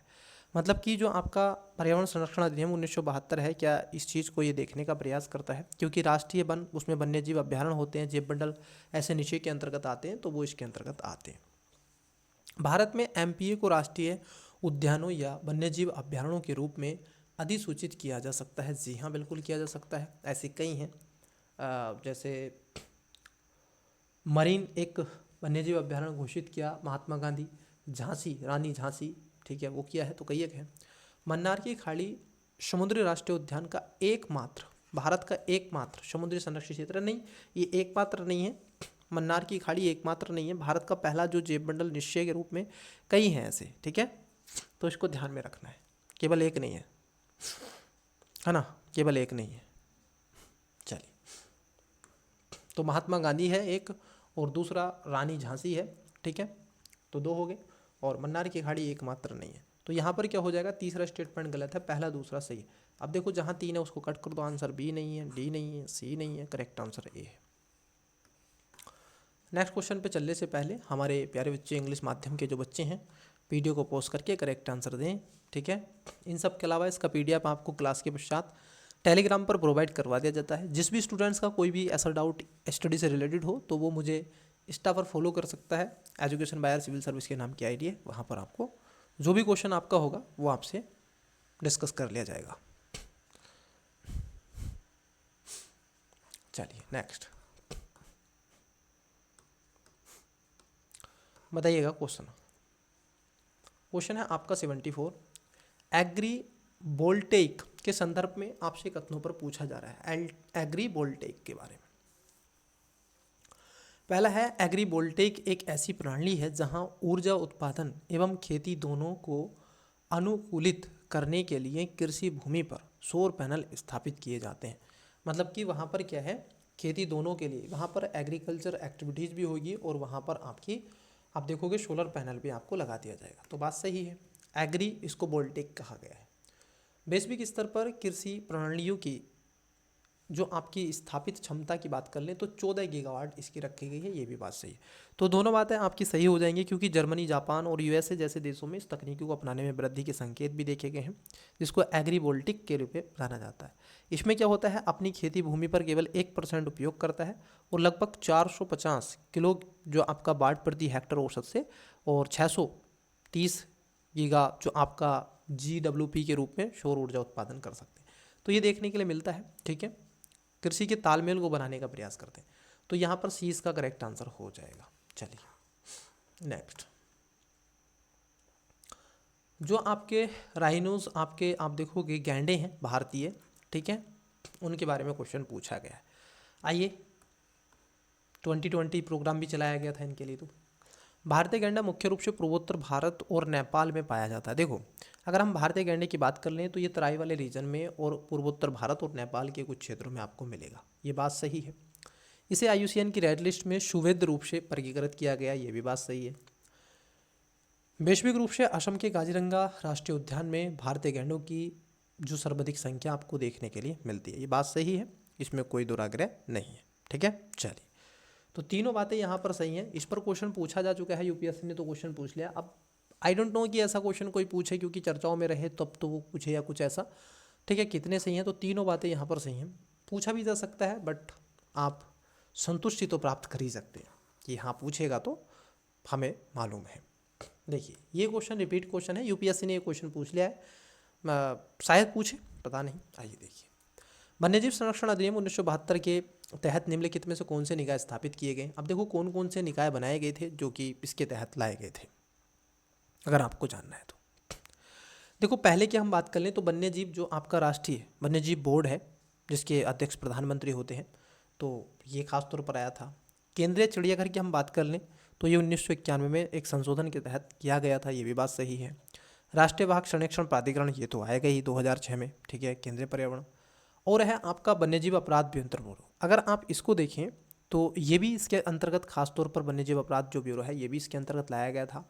फिर आता है भारतीय पशु कल्याण बोर्ड। देखो भारतीय जो पशु कल्याण बोर्ड है ये क्रूरता, पशु क्रूरता, ठीक है, ये ध्यान रखना, इसको जो लाया गया था, इसको लाया गया था पशु क्रूरता, ठीक है, जो आपका अधिनियम था, ठीक है, निवारण अधिनियम 1960, उसके तहत आपका भारतीय पशु कल्याण बोर्ड बनाया गया था। अब ये कह रहे हैं वन्यजीव संरक्षण अधिनियम 1972। तो देखो यहाँ पर पांचवा जो स्टेटमेंट है वो गलत है, डी आंसर नहीं है, सी आंसर नहीं है, करेक्ट आंसर बी है। 1 2 3 4। नेक्स्ट क्वेश्चन आपकी स्क्रीन पर, बड़ा क्वेश्चन है, अच्छा क्वेश्चन है, आइए एक एक करके देखेंगे। हाइड्रोजन के बारे में पूछा गया है, प्रकारों और उत्पत्ति उत्पादन विधियों के बारे में। चलिए आइए एक एक करके डिस्कस करते चलेंगे। हाइड्रोजन के प्रकार आपसे पूछे गए हैं और उत्पादन विधि, जैसे ग्रीन हाइड्रोजन। ग्रीन हाइड्रोजन कौन सा होता है, ये कह रहे हैं कि अक्षय ऊर्जा और इलेक्ट्रोलिसिस का उपयोग करके उत्पादित। ब्लू हाइड्रोजन कार्बन कैप्चर के साथ में प्राकृतिक गैस के साथ। देखो प्राकृतिक गैस के साथ क्यों होगा ये ब्लू हाइड्रोजन, ब्लू हाइड्रोजन जो होता है ये खासतौर पर ओशियन के अंतर्गत रखा जाएगा। ग्रे हाइड्रोजन कार्बन कैप्चर के साथ कोयला गैसीकरण से उत्पादित होता है। और टर्क्वाइज जो कि हाइड्रोजन कार्बन कैप्चर के बिना प्राकृतिक गैस को उत्पादित करता है। एक एक करके आपको बताना है। चलिए देखो, अगर हम पहले स्टेटमेंट की बात कर लें कि ग्रीन जो हाइड्रोजन है ये अक्षय ऊर्जा और इलेक्ट्रोलिसिस का उपयोग करके इसको बनाया जाता है, ठीक है, ये बात सही है। वहीं दूसरे स्टेटमेंट को देखें तो इसमें भी क्या होता है, खासतौर पर जो कार्बन को कैप्चर किया जाता है, लेकिन ये कैप्चर संग्रहित किया जाता है, ये ध्यान में रखना, ठीक है, क्या है, संग्रहित किया जाता है, थोड़ा सा ध्यान में रखना। तो ये बात सही है, कहाँ पर, ओशन वाले रीजन में। वहीं अगर तीसरे स्टेटमेंट की बात कर लें कि ग्रे जो हाइड्रोजन होता है ये गलत है, कि ये कार्बन कैप्चर के साथ कोयला गैसीकरण से नहीं, बल्कि ये बिना स्टीम मीथेन फार्मिंग के माध्यम से प्राकृतिक गैस से उत्पन्न होता है, ठीक है, जिसमें CO2 उत्सर्जित होती है। तीसरे की बात, चौथे की अगर हम बात कर लें तो चौथा स्टेटमेंट भी गलत है कि जो आपका टर्क्वाइज जो हाइड्रोजन है ये कार्बन कैप्चर के बिना प्राकृतिक गैस। देखो जो तीसरे का वो इधर डाल दिए हैं और डी का इधर डाल दिए, तो ये तीसरा और चौथा गलत है, बाकी का 1 2 आपके सही सुमेलित हैं। अब जैसे ही आपको पता चला तो 3 काट दो, 4 काट दो, right answer option number A है। 1 और 2 2। कई बार आपसे इसके प्रकार पूछ ले जाते हैं, ऐसा अच्छा क्वेश्चन था ये। नेक्स्ट, निम्नलिखित क्रियाकलापों पर विचार करें। 3 स्टेटमेंट है। पहला, कृषि में उर्वरक का उपयोग कम करना। दूसरा, अपशिष्ट जल उपचार प्रणालियों में सुधार। तीसरा है तटीय क्षेत्रों के पास मत्स्य पालन में वृद्धि। मृत क्षेत्रों कम, मतलब कि आप देखोगे जो आपके मृत क्षेत्रों को कम करने के लिए उपयुक्त में से कौन से संभावित समाधान है। मृत क्षेत्र, अब देखो यहाँ पर एक शब्द पूछ लिया आपसे, मृत। अब कई बच्चे कहेंगे कि सर ये मृत क्षेत्र क्या है, आई डोंट नो, बट इसको थोड़ा सा क्लैरिफाई कर दें तो बेनिफिट रहेगा। देखो ये कृषि उर्वरकों का कम उपयोग किया जाए, ठीक है। मृत क्षेत्र मुख्य रूप से यूट्रिफिकेशन के कारण होते हैं। अब जहाँ पर यूट्रिफिकेशन बढ़ेगा, ध्यान रखना, यूट्रिफिकेशन बढ़ेगा। देखो आप जानते हैं कि झील के अंदर पोषक तत्वों की वृद्धि हो जाना। अगर कृषि में ज़्यादातर आप उर्वरकों का इस्तेमाल करोगे, यूरिया, NPK, विभिन्न प्रकार के पेस्टिसाइड, सीड्स, तो बारिश के समय में वो पॉन्ड्स में, झील में, रिवर में चले जाते हैं, तो वहाँ पर आपने देखा होगा प्रोसेस हो जाता है। अपशिष्ट जल के उपचार प्रणाली में सुधार, बिल्कुल। तटीय क्षेत्रों में मत्स्य पालन को वृद्धि देने से तो ये क्या होगा, कम होगा, ठीक है। तो आप देखोगे इसमें जो करेक्ट आंसर होगा 1 और 2 right answer, option number A हो जाएगा। तीसरा गलत है बच्चे इसमें, ठीक है। तो correct answer option number A है, ठीक है। यूट्रिफिकेशन तो आपने पढ़ाई है, उसमें कोई समझाने की तो आवश्यकता आपको है ही नहीं। चलिए, क्योंकि मैं ऐसे क्वेश्चनों पर चर्चा मल्टीपल टाइम आपसे करता रहता हूँ। क्वेश्चन है आपका प्रजातियों पर आधारित है और पूछा गया है कितनी प्रजातियां प्रदूषण के जैव संकेतक है, मतलब कि उससे आप पोल्यूशन का बता सकते हैं। ये तो इजी सा क्वेश्चन है, जैसे जो प्लैंकटन है, मोलस्का है, लाइकेन है, ठीक है, एम्फीफोटस है, बताओ कौन से है। बढ़िया क्वेश्चन पूछ लिया बच्चे आपसे, तो ये मैं कहूँगा बहुत ही बढ़िया क्वेश्चन पूछ लिया। जू प्लैंकटन आपने देखा होगा समुद्र में पाई जाने वाली छोटी मछली होती है। मोलस्का इसको फाइटोप्लैंकटन कहते हैं। लाइकेन आप सभी जानते हैं। जो एम्फीफोडस होता है ये भी। तो ये चारों जो होते हैं, इन चारों से आप इसका पता लगा सकते हैं। तो डी इसका करेक्ट आंसर हो जाएगा। चलिए नेक्स्ट क्वेश्चन की तरफ बढ़ते हैं। इंग्लिश माध्यम बताइएगा राइट आंसर बच्चे। वीडियो को पॉज कर लें और करेक्ट आंसर दें।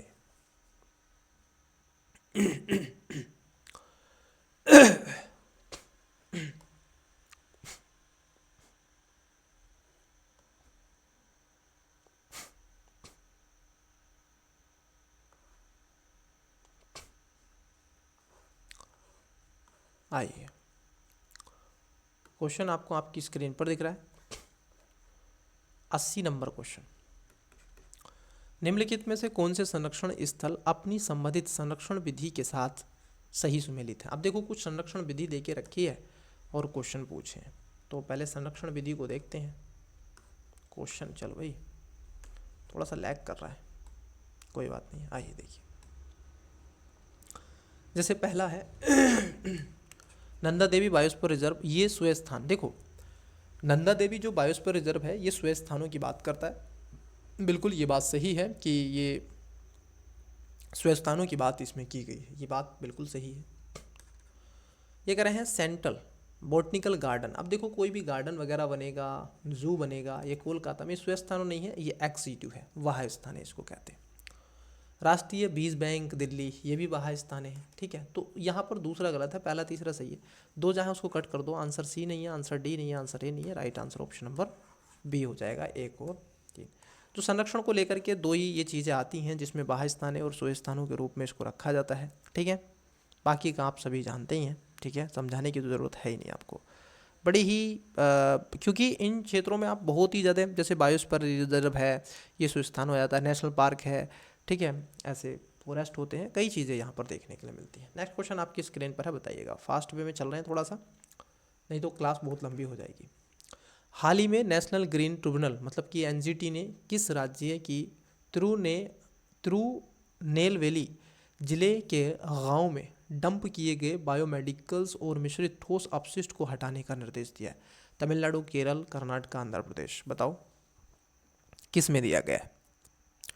चलिए आपने इसका राइट आंसर दिया होगा। देखो ये अभी हाल ही में क्या हुआ है, जो आपके तिरुनेलवेली जिले के गांव में जो डंप में ऐसा बायोमेडिकल जो आपका ठोस अपशिष्ट था, ये केरल में था, तो इसको हटाने के लिए उन्होंने दिशा निर्देश जारी कर दिए अपने कि वहाँ से हटाया जाए उसको भाई, ठीक है, क्योंकि वहाँ के जो स्थानीय लोग हैं उन पर इसका नकारात्मक प्रभाव देखने के लिए मिल सकता है, तो इसलिए इसको पहले ही वहाँ से हटाने का प्रोसेस जारी है। आइए क्वेश्चन थोड़ा बड़ा है, लेंदी है, तो समझते हैं कि स्टेटमेंट को। आक्रामक विदेशी प्रजातियों की बात कर लें, जिसमें IAS के बारे में पूछा है, यही आप बनना चाहते हैं। देखो IAS के बारे में कभी पूछ ले, आक्रामक विदेशी प्रजातियाँ, IAS ही कहते हैं इसको, ठीक है। पहला है आक्रामक विदेशी प्रजातियां गैर स्थानिक जीव हैं जो कि स्वयं को नए पारिस्थितिकी तंत्र में स्थापित करते हैं और अक्सर स्थानीय जैव विविधता को पारिस्थितिकी संतुलन को क्षति पहुंचाते हैं, इसलिए ही तो इनको क्या कहते हैं, आक्रामक के रूप में जाना जाता है। आपने देखो होगा कटीली कुछ ऐसी, जैसे कीकर है, हम नहीं लेकर गए हैं इसको, कीकर भारत से नहीं है, ये कीकर अंग्रेज लाए थे फुलवाड़ी के रूप में। कई ऐसे पेड़ पौधे हैं वो अंग्रेज लेकर के आए फुलवाड़ी के रूप में, तो बात सही है। जलकुंभी विश्व के सबसे व्यापक आक्रामक आप देखोगे जलीय पौधों में से एक है, जो मीठे जल में पारिस्थितिकी तंत्र को महत्वपूर्ण रूप से प्रभावित करती है। ये तबाह कर देती है, प्रभावित नहीं करती है, तबाह कर देती है बड़े बड़े अच्छे स्थल के क्षेत्रों को, ठीक है। पौंड में खासतौर पर आपने देखी होगी जलकुंभी फैलती रहती है, ये रातों रात चौगनी हो जाती है। तीसरे में कह रहे हैं कि आक्रामक विदेशी प्रजातियों के प्रवेश से जैव विविधता में कमी आती है और पारिस्थितिकी तंत्र के कार्यों में व्यवधान उत्पन्न हो जाता है। देखो अगर हम तीसरे स्टेटमेंट की बात कर लें तो ये बात भी सही है कि इससे व्यवधान उत्पन्न होता है, कई ऐसी प्रजातियों को ये मार देते हैं, ठीक है, और अपनी स्थिति को बढ़ावा देते हैं। तो यहाँ पर तीनों बातें सही हो जाएंगी। Correct answer option number C हो जाएगा। इसमें कुछ ऐसा है ही नहीं कि जिस पर बहुत ज़्यादा डीप में चर्चा की जा सकती है। उदाहरण के लिए विक्टोरिया झील में नीलपर्ण आपको देखोगे, नील पर्च, ठीक है, वहाँ पर स्वस्थानिक प्रजातियाँ विलुप्त हो गई है। तो ये ऐसी प्रजातियाँ ये खा गई हैं अब तक, ठीक है। चलिए नेक्स्ट, थोड़ा ये भी बड़ा क्वेश्चन है, आइए देखिए। IUCN का जो इसमें कह रहे हैं रेड टाइड के बारे में पूछा है। रेड टाइड की घटनाओं को प्रभावित करने वाले पर्यावरणीय कारकों के बारे में निम्नलिखित कथनों पर विचार करें। रेड टाइड, पहला है कृषि अपवाह से पोषक तत्व प्रदूषण रेड टाइड की घटनाओं में वृद्धि कर सकती हैं। रेड टाइड इब, आपने देखोगा ना, रेड जब समुद्र का रेड हो जाना है, इसको होता है टाइड और इब, ज्वार। अब इन्होंने इसको क्या कर दिया, देखो अब आपको नहीं पता होगा ना रेड टाइड क्या है।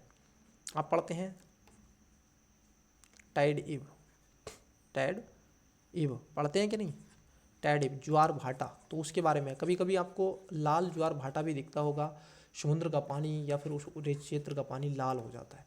तो पहले कह रहे हैं कि जो प्रदूषण होता है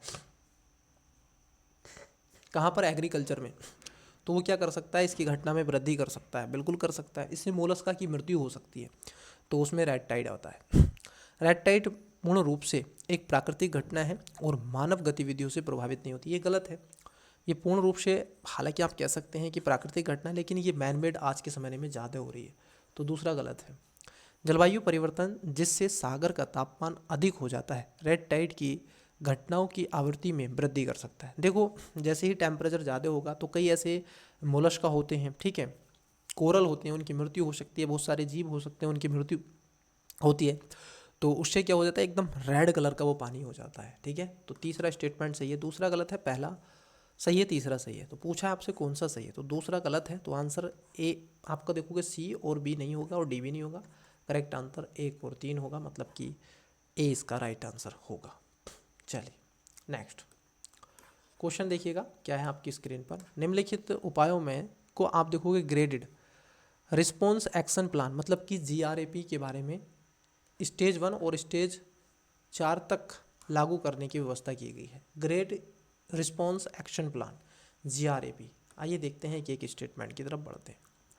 पहला है NCR राज्यों में आप देखोगे EV, जो आपके इलेक्ट्रिकल व्हीकल होते हैं, व्हीकल GNV-VS6 डीजल को छोड़ करके अंतर्राज्यीय बसों को दिल्ली में प्रवेश करने की अनुमति नहीं है, मतलब कि उस पर रोक लगा दी गई है, ठीक है।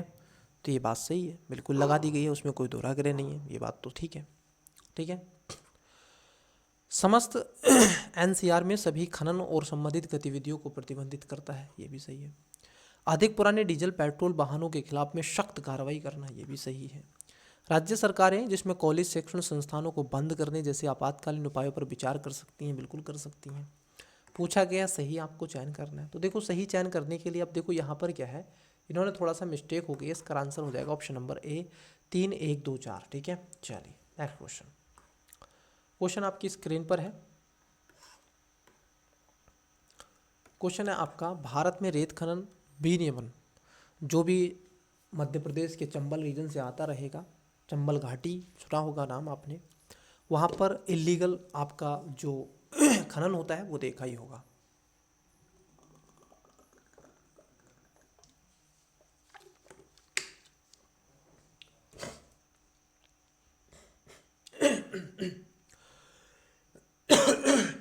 देखिए क्वेश्चन, भारत में रेत खनन विनियमन के संदर्भ में निम्नलिखित कथनों पर विचार करें। पहला, रेत को खान एवं खनिज विकास और विनियमन अधिनियम 1957 के तहत एक प्रमुख खनिज के रूप में वर्गीकृत किया गया है। नंबर 2, राज्य पर्यावरण प्रभाव मूल्यांकन प्राधिकरण वैध रेत खनन के लिए पर्यावरण मंजूरी प्रदान करता है। बताइएगा, बड़ा अच्छा क्वेश्चन ये आपसे पूछा गया है, बहुत ही अच्छा क्वेश्चन मैं कहूँगा ये है आपकी स्क्रीन पर। अब देखो अगर हम पहले स्टेटमेंट की बात कर लें तो ये कह रहे हैं कि रेत खनन को जो आपके खनिज विकास विनियमन अधिनियम 1957 के तहत नहीं, प्रमुख खनिज के रूप में वर्गीकृत नहीं है। पहली बात ध्यान रखना, ये गौण खनिज के रूप में रखा गया है। किसके रूप में? गौण खनिज है। प्रमुख खनिज जैसे लोहा है, इस्पात कहते हैं आप, सीसा है, सोना है, ठीक है, ये आते हैं, लेकिन ये आपका गौण है। कोयला भी आपका गौण खनिज में आता है। तो यहाँ पर पहला जो स्टेटमेंट है वो आपका गलत है। वहीं अगर दूसरे स्टेटमेंट को देखें तो दूसरा स्टेटमेंट आपका एकदम सही हो जाएगा। ठीक है, ये जो खास तौर पर भेद रेत खनन के लिए पर्यावरण की मंजूरी आवश्यक होती है। क्वेश्चन पे चलने से पहले नेक्स्ट पर इंग्लिश मीडियम के लिए वीडियो पोस्ट करके आप करेक्ट आंसर दे सकते हैं इसका। ठीक है, हिंदी माध्यम भी आप भी दे सकते हैं इंग्लिश में, अगर आपको शौक है कि नहीं हम इंग्लिश में पढ़ेंगे तो वीडियो को पॉज करें, 1 सेकंड में आप पढ़ें और फिर उसके बाद में आंसर करें। अरेंज करना था क्वेश्चन 84, बताइएगा सबके आंसर, आराम से दें, तसल्लीपूर्वक पढ़ते रहें। देखिए, अच्छा इसमें तीसरा स्टेटमेंट और आपको देखिए रखा था।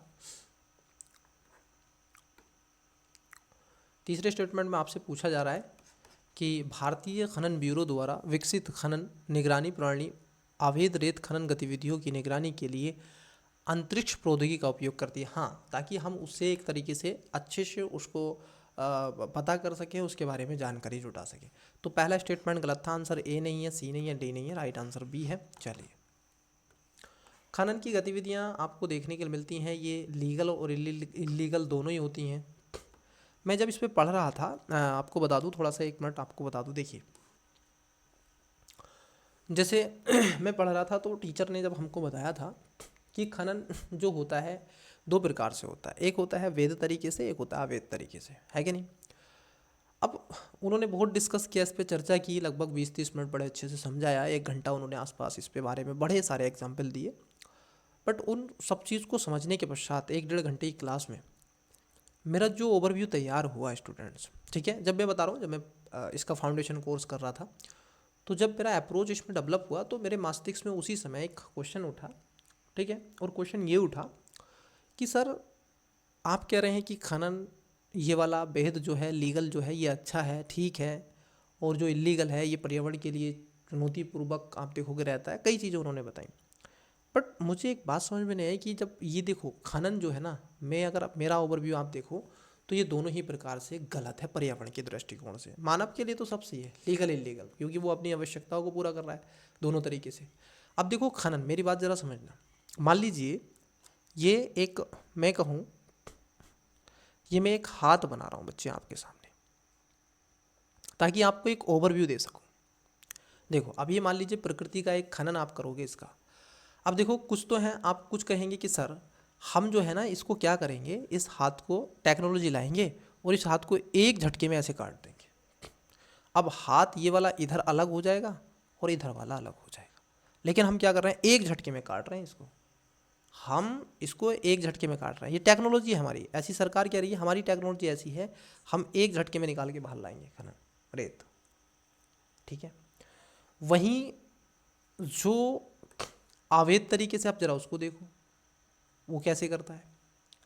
वो क्या करेगा, पहले इतना काटेगा, फिर और काटेगा, फिर यहाँ काटेगा, फिर वो यहाँ भी काटेगा, फिर यहाँ भी काटेगा, लेकिन वो काट इसी क्षेत्र को रहा है, इसी क्षेत्र को काट रहा है, काट वो भी हो रहा है, लेकिन वो आराम आराम से काट रहा है, वो एक झटके में नहीं काट रहा है, वो कई झटकों में काट रहा है। तो इस स्थिति में क्या है, काट वो भी रहा है, काट तुम भी रहो, तो कट तो हाथ ही रहा है ना भाई, बात जरा समझो, कट तो हाथ ही रहा है। आप खनन कर रहे हैं, खनन चाहे लीगल हो इलीगल हो, कर तो खनन ही रहे हैं। ऐसा तो नहीं है कि वो खनन की जगह कुछ और ही चुरा रहा है, या आप खनन नहीं कर रहे हैं आप कुछ और कर रहे हैं, निकाल तो आप वही रहे हैं जो इलीगल तरीके से निकाला जा रहा है। बट ये है कि जो लीगल तरीके से निकाला जा रहा है उसमें थोड़ा पर्यावरण का ध्यान ऐसा नहीं है कि रखा जाता है, वो मैंने भी देखा अपनी आंखों से। बट अगर आप देखोगे उसमें थोड़ा सा ये है कि हाँ वो थोड़ा सा इस तरीके से दृष्टिकोण से है कि पर्यावरण को बचाया जाएगा, बचता कुछ नहीं है, वास्तविकताएं कुछ और होती हैं, कागज़ और पर अलग कुछ और होती हैं। इंटरव्यू बोर्ड के सामने बोलता कुछ और व्यक्ति है, मन में और मन मस्तिष्क में छवि बना करके कुछ और ही बैठा हुआ है। बोले बस एक बार कलेक्टर बना दो, कैसी भी तरीके से बना दो, बाकी का मैं जानूँ, है कि नहीं। चलिए, तो निम्नलिखित में से कौन सा एक पूंजीगत बाजार के प्राथमिक बाजार और द्वितीयक बाजार के बीच अंतर का सटीक वर्णन करता है। आपने देखा होगा जो पूंजी बाजार होता है जिसको फाइनेंशियल मार्केट कहते हैं, और इसी में 2 बाजार होते हैं, एक होता है प्राथमिक बाजार, एक होता है सेकेंडरी बाजार। प्राथमिक बाजार को मुद्रा बाजार कहते हैं और सेकेंडरी बाजार को आप क्या कहते हैं, कैपिटल मार्केट कहते हैं। आइए देखते हैं। पहला है प्राथमिक बाजार नई प्रतिभूतियों के निर्गमन से संबंधित है, जबकि द्वितीय बाजार आपका विद्यमान प्रतिभूतियों के व्यापार से संबंधित है। प्राथमिक बाजार मांग और आपूर्ति के आधार पर मूल्यों का निर्धारण करता है, जबकि द्वितीय बाजार मूल्य निर्गमन कंपनी द्वारा निर्धारित किए जाते हैं। प्राथमिक बाजार में प्रतिभूतियों को खरीदा और बेचा जा सकता है, जबकि द्वितीय बाजार में केवल खरीदने की अनुमति है। द्वितीय बाजार प्रत्यक्ष रूप से पूंजी निर्माण को बढ़ावा देता है, जबकि प्राथमिक बाजार क्या है, अप्रत्यक्ष रूप से नकदी वगैरह की बात की जा रही है। बताइएगा इसका करेक्ट आंसर क्या है 86 का। बड़ा ही इजी क्वेश्चन है, आपने देखा होगा कैपिटल मार्केट जब आप पढ़ते हैं तो उसमें सारी चीज़ें। देखो इसका पहला राइट आंसर हो जाएगा, प्राथमिक बाजार में नई प्रतिभूतियों के निर्गमन की बात होती है और सेकेंडरी बाजार में जो विद्यमान प्रतिभूति होती हैं, आईपीओ अगर आप ला रहे हैं ना, ठीक है, तो वो पहली बार लाओगे। डिवेंचर अगर आप ला रहे हो तो प्राइमरी सेक्टर में प्रथम बार, निर्गमन नहीं, फिर बाकी का सेकेंडरी मार्केट में उनको रखा जाता है। तो ए ही इसका राइट आंसर हो जाएगा, बाकी के सब गलत है। चलिए क्वेश्चन है आपके स्क्रीन पर, सॉवरेन गोल्ड बॉन्ड। अब ये चर्चाओं में रहा है, ये स्कीम 2015 में भारत सरकार लेकर गई थी, इतना ये बहुत ज़्यादा पॉपुलरिटी नहीं बढ़ी इसकी, ठीक है। इसका उद्देश्य था कि मार्केट के अंदर गोल्ड को लेकर के आना, बट ऐसा नहीं कर सकी है। ये कह रहे हैं कि SGV भारत सरकार की ओर से भारतीय रिजर्व बैंक द्वारा जारी किए जाते हैं और स्वर्ण ग्राम में अंकित होते हैं। SGV में निवेशकों को परिपक्वता पर ब्याज आधारित मोचन मूल्य के साथ ब्याज भुगतान प्राप्त होता है। बताओ कौन सा सही है, बताइएगा कौन सा सही है। चलिए दोनों बातें सही हैं। भारत सरकार का उद्देश्य यही था कि जो घर में रखा हुआ सोना है आपके, खाली तो रखा है, अब उसको आप जमा कर दो भाई बैंक में जा कर के। अब वो बैंक से जाएगा तो वो अलग मार्केट में चलेगा, तो उससे जो इम्पोर्ट बिल है वो कम हो जाएगा, इम्पोर्ट कम करेंगे, हम उसमें आत्मनिर्भर बन सकेंगे और उस पर हम आपको ब्याज भी देंगे। कितना, 2.2% हम आपको ब्याज देंगे इस पर, ठीक है। और आपको जितने का आपका सोना होगा तत्कालीन जो, ठीक है, वर्तमान में, ठीक है, जो इसका प्राइस होगा इतने प्राइस से आपको पैसा दे दिया जाएगा। नहीं तो सोना आपका होगा तो सोना भी दे दिया जाएगा, परंतु वो सोना नहीं मिलेगा क्योंकि वो सोना तो मार्केट में चला जाएगा। आपको मनी मिलेगा, उसका आप खरीद लेंगे। तो दोनों बातें यहाँ पर सही हो जाएंगी, right answer option number C हो जाएगा। परंतु इतना प्रचलित ये योजना नहीं हो सकी क्योंकि भाई देखो, महिलाओं का भारतीय संस्कृति में सोने को एक परंपरा के रूप में बड़ी ही कीमती वस्तु के रूप में माना गया है, जिससे महिलाओं का मोह इससे लगा होता है। मुद्रा गुणांक आपने पढ़ा होगा, मनी मल्टीप्लायर के बारे में क्वेश्चन पूछा है पहला, और ये हमेशा एक तो रहता ही है, ज़्यादा रहता है, ध्यान रखेंगे। मुद्रा गुणांक आरक्षित मुद्रा के लिए व्यापक मुद्रा का अनुपात होता है। मतलब कि इससे क्या होता है, आपने पढ़ा होगा 1/10 का इसमें आता है, तो ये बात सही है। M3 आपने पढ़ा होगा, M0, M1, M2, M3, M4 आता है कि नहीं, मैं समझाऊंगा नहीं, मैंने कई बार बता दिया है। दूसरे में कह रहे हैं आरक्षित मुद्रा या फिर मुद्रा गुणांक में वृद्धि से समग्र मुद्रा की आपूर्ति में वृद्धि हो जाती है। देखो जो दूसरा स्टेटमेंट है ये भी बात सही है, M0 में विद्यमान होता है, तो पहला भी सही है, दूसरा भी सही है। वहीं तीसरे स्टेटमेंट की बात कर लें, ये कह रहे हैं ऋण सर्जन में गिरावट के कारण आर्थिक संकट के दौरान मुद्रा गुणांक कम हो जाता है। बात एकदम सही है, तो तीनों बातें सही हैं, ठीक है। चलिए नेक्स्ट, कुछ था ही नहीं उसमें, इसलिए मुझे लगता है कि आपने वो चीज़ें पढ़ी हैं और मैंने खुद पढ़ाई हैं कई क्लासेस में, इकोनॉमी के टेस्ट में। पहला कथन है आपका, मुद्रा के अवमूल्यन से निर्यात सस्ता बनकर व्यापार घाटे को कम करने में सहायता मिलती है और साथ ही घरेलू उपभोक्ताओं को विदेशी वस्तुएं खरीदने से हतोत्साहित किया जाता है। देखो जब मुद्रा के अवमूल्यन होता है, मुद्रा आपकी कमज़ोर हो जाती है, तो उस स्थिति में आपका जो निर्यात है ना बढ़ जाता है, परंतु आपका आयात महंगा हो जाता है। ये ध्यान में रखना है आपको, ये क्या है, बात को आपको ध्यान में रखना है बच्चे, पहली बात, ठीक है, पहली बात आपको ध्यान में रखनी है। दूसरे में कह रहे हैं कि क्यों ऐसा होता है कि मुद्रा का अवमूल्य हमेशा घरेलू और विदेशी ऋण दोनों के भुगतान की लागत को कम करता है। नहीं, ये लागत बढ़ा देता है। ऋण भुगतान अगर विदेशी आप करोगे ना तो आपको ज़्यादा देना पड़ेगा क्योंकि आपकी मुद्रा की वैल्यू कम हो गई है। तो सेकंड वाला गलत है, पहला वाला इसमें सही है। तो पूछा आपसे सही, दोनों सही हैं क्या? नहीं बच्चे, दोनों सही नहीं है। यहाँ पे दोनों सही है, नहीं, दोनों सही है, नहीं, पहला सही है, दूसरा गलत है, राइट आंसर सी है। चलिए, अधिमूल्य अवमूल्य आपने पढ़ा ही होगा, उसमें कोई दिक्कत है ही नहीं। चलिए, जीरो कूपन बॉन्ड आपने ये भी जाना होगा, आइए देखते हैं।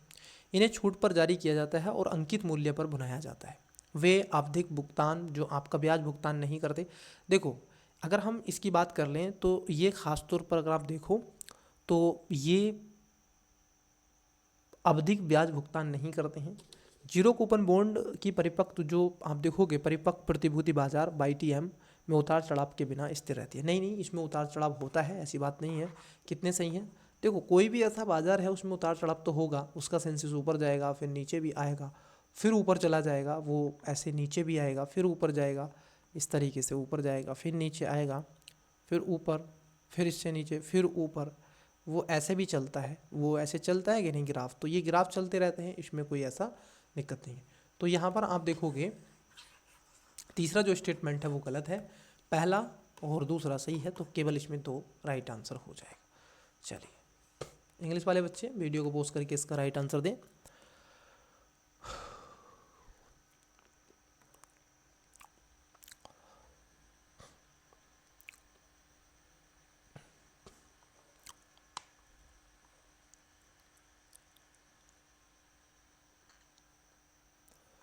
आइए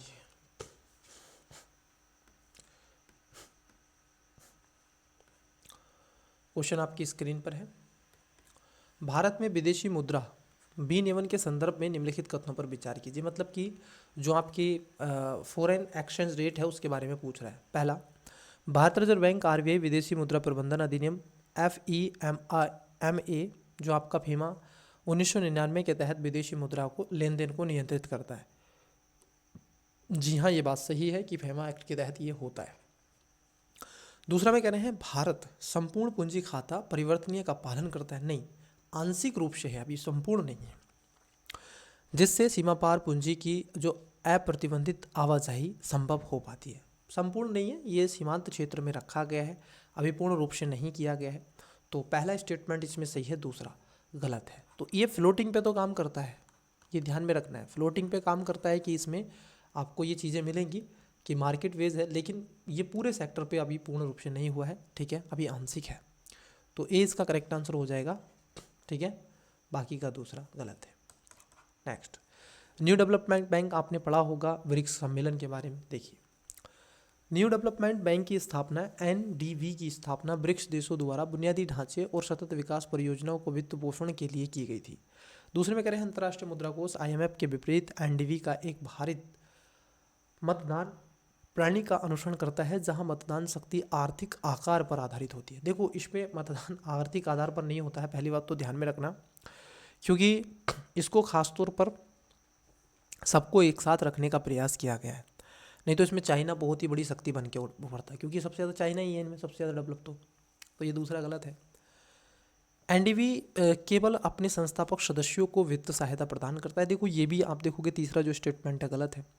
इसमें ना केवल इन राष्ट्रों को बल्कि आपके विकासशील देशों को भी ये क्या करेगा, आप देखोगे लोन देने का प्रयास करता है। तो पहला इसमें सही है, बाकी का दूसरा और तीसरा गलत है। तो right answer option number A हो जाएगा। नेक्स्ट क्वेश्चन आपकी स्क्रीन पर है, इनपुट टैक्स क्रेडिट के बारे में पूछा गया है। ये टर्मिनोलॉजी अच्छी है, ठीक है। इनपुट टैक्स क्रेडिट जो GST के तहत एक तंत्र के रूप में आता है। देखिए, पहला, ITC कारोबारियों को वस्तु और सेवाओं की खरीद चुकाए गए GST के लिए क्रेडिट का दावा करके अपनी दर देनदारी को कम करने की अनुमति देता है। इसलिए इसको इनपुट टैक्स क्रेडिट कहा जाता है कि आपका ये क्रेडिट है, आपने सही से भरा है, ये लो, आपको उसमें प्रमोट किया जाता है ताकि आप और ज़्यादा आगे बढ़ सकें। GST व्यवस्था के अंतर्गत व्यवसाय और व्यक्तिगत उपभोग दोनों के लिए उपयोग की जाने वाली वस्तुओं और सेवाओं पर ITC का दावा किया जा सकता है। नहीं, इसमें खास तौर पर आप देखोगे, इसमें जो दावा किया गया है, गैर व्यावसायिक उद्देश्यों के लिए उपयोग की जाने वाली वस्तुओं और सेवाओं पर ITC का दावा नहीं किया जाएगा। इसमें केवल और केवल व्यवसाय को रखा गया है, ठीक है, व्यक्तिगत उपभोग की बात नहीं की गई है। तो सेकंड वाला गलत है, ठीक है। जब सेकंड गलत है तो राइट आंसर क्या होगा, ऑप्शन नंबर ए इसका करेक्ट आंसर हो जाएगा, सही आपसे पूछा है। नेक्स्ट क्वेश्चन है आपका 94। ये कह रहे हैं आपसे इंडेक्सेशन के संदर्भ में कथनों पर विचार करें। पहला, इंडेक्सेशन एक तकनीक है जिसका उपयोग मुद्रास्फीति के अनुसार आय और व्यय को समायोजित करने के लिए किया जाता है। मतलब कि इसका उद्देश्य होता है आय और इसको समायोजित करने के लिए। बात सही है। भारत में कराधान उद्देश्यों के लिए इक्विटी और डेटा म्यूचुअल फंड दोनों पर इंडेक्सेशन का लाभ उपलब्ध होता है। क्या ये बात सही है? आप देखोगे ये बात कदापि सही नहीं है, क्योंकि इक्विटी और म्यूचुअल फंड में बदलाव से पहले भी इक्विडेशन का लाभ नहीं शामिल थे। तो ये आपका गलत है।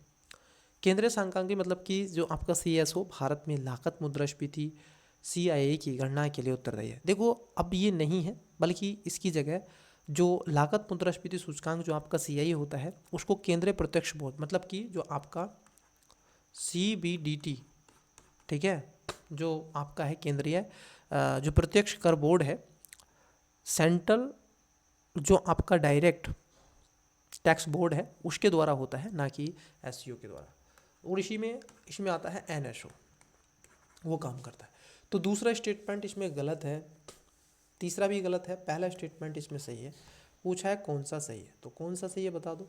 तो आप देखोगे 3 गलत है, तो आंसर आपका क्या हो जाएगा, ए इसका राइट आंसर हो जाएगा। नेक्स्ट क्वेश्चन है आपका 95 नंबर, बताइएगा। देखिए, भारतीय प्रतिभूति और विनिमय बोर्ड के संदर्भ में निम्नलिखित कथनों पर विचार कीजिए। GSEC के बारे में आपसे पूछा गया है, और जो सेबी है उसके बारे में आपसे ये क्वेश्चन पूछ रहे हैं।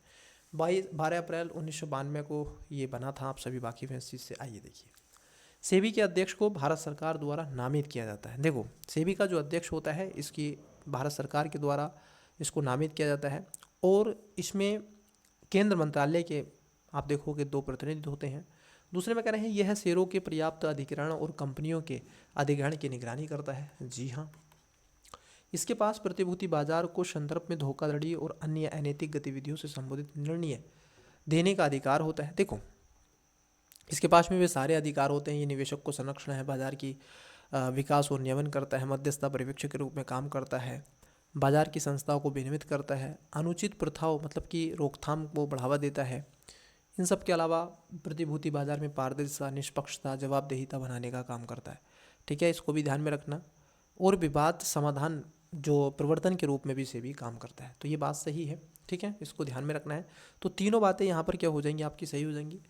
इसमें भारतीय रिजर्व बैंक RBI द्वारा भी नामित एक सदस्य होता है, और भारत सरकार द्वारा नामित इसमें 5 अन्य सदस्य भी शामिल होते हैं। तो यहाँ पर 95 की हम बात कर रहे हैं, तो 95 का जो करेक्ट आंसर होगा वो ऑप्शन नंबर डी इसका करेक्ट आंसर होगा। चलिए नेक्स्ट, पूछा गया आपसे बिहार में मखानों की खेती के बारे में। अभी क्या हुआ है, इसको GI टैग मिला है, तो ये चर्चाओं में रहा है। केंद्रीय बजट 2024-25 में बिहार के मखाने बोर्ड की स्थापना की घोषणा की गई थी। जी हाँ, ये बात एकदम आप देखोगे, पहला जो स्टेटमेंट है एकदम सही है। मखाना बोर्ड की बात यहाँ पर 24-25 के बजट में की गई। मखाना की खेती स्वच्छ जल के आप देखोगे तालाबों और झीलों में की जाती है। अगर आप इसकी बात कर लें तो ये क्योंकि दक्षिण पूर्वी एशिया में मखानों की खेती खासतौर पर स्वच्छ जल तालाबों में की जाती है। बिहार भारत के कुल मखाना उत्पादन का लगभग 90% योगदान देता है। देखो, अगर हम बात कर ले तीसरा स्टेटमेंट, ये बात भी सही है, और इसीलिए तो इसको GI टैग मिला है। और भारत में मखाना उत्पादन को बढ़ावा देने के लिए बिहार बिल्कुल एकदम आगे टिका हुआ है, डटा हुआ है। तो तीनों बातें यहाँ पर सही हैं, डी इसका राइट आंसर हो जाएगा। मखाने आपने पढ़ा होगा, ताल मखाने इनको कहते हैं, ठीक है, जो खास तौर पर इसकी खेती होती है बच्चे पानी में। चलिए बताइएगा इंग्लिश माध्यम correct answer. Regulator forex transaction under foreign जो आपके फॉरेन एक्सचेंज मैनेजमेंट एक्ट है, FEMA 1998। बताइएगा करेक्ट आंसर। वीडियो को पोस्ट करें, जितने क्वेश्चन दिख रहे हैं उनका राइट आंसर दें। जैसे 90 आपको 2 दिख रहा है, 95 भी दिख रहा है, 93 दिख रहा है, 96 दिख रहा है। आराम से 2 क्वेश्चन के आंसर दें वीडियो को पोस्ट करके। आइए क्वेश्चन देखते हैं आपकी स्क्रीन पर। 97 शब्द है आपका हार्मोनाइज सिस्टम। क्या है शब्द? हार्मोनाइज सिस्टम, जिसे प्राय समाचारों में देखा जाता है। अब ये पूछा गया है किससे संबंधित है। पहला, व्यापारिक वस्तुओं के लिए एक वैश्विक वर्गीकरण प्रणाली। दूसरा, पर्यावरण संरक्षण के लिए संयुक्त राष्ट्र की एक पहल। तीसरा है C, डिजिटल मुद्राओं के लिए एक मानकीकृत कराधान ढांचा। और D में कह रहे हैं श्रम अधिकारों पर एक अंतर्राष्ट्रीय संधि। बताओ इसका करेक्ट आंसर क्या होगा। चलिए, जो आपका हार्मोनाइज सिस्टम की बात कर लें तो ये खासतौर पर व्यापारिक वस्तुओं के लिए एक वैश्विक वर्गीकरण के रूप में, प्रणाली के रूप में इसको विकसित किया गया है। इसमें विश्व सीमा शुल्क संगठन के द्वारा WCO और वस्तुओं का एक समान वर्गीकरण को सुनिश्चित करने का प्रयास करता है। ठीक है, चलिए नेक्स्ट क्वेश्चन आपकी स्क्रीन पर है, बताइएगा। आपको फुल क्वेश्चन दिख रहा है और आपकी स्क्रीन पर। हाल ही में से कौन निम्नलिखित में से कौन राजकोषीय घाटे और प्राथमिक घाटे के बीच अंतर का सही वर्णन है। एक होता है राजकोषीय घाटा, एक होता है प्राथमिक घाटा। बहुत ही बढ़िया क्वेश्चन है, मैं कहूँगा इसका आंसर आप कमेंट्स में दें और भर दें कमेंट्स, ऐसा आंसर दें।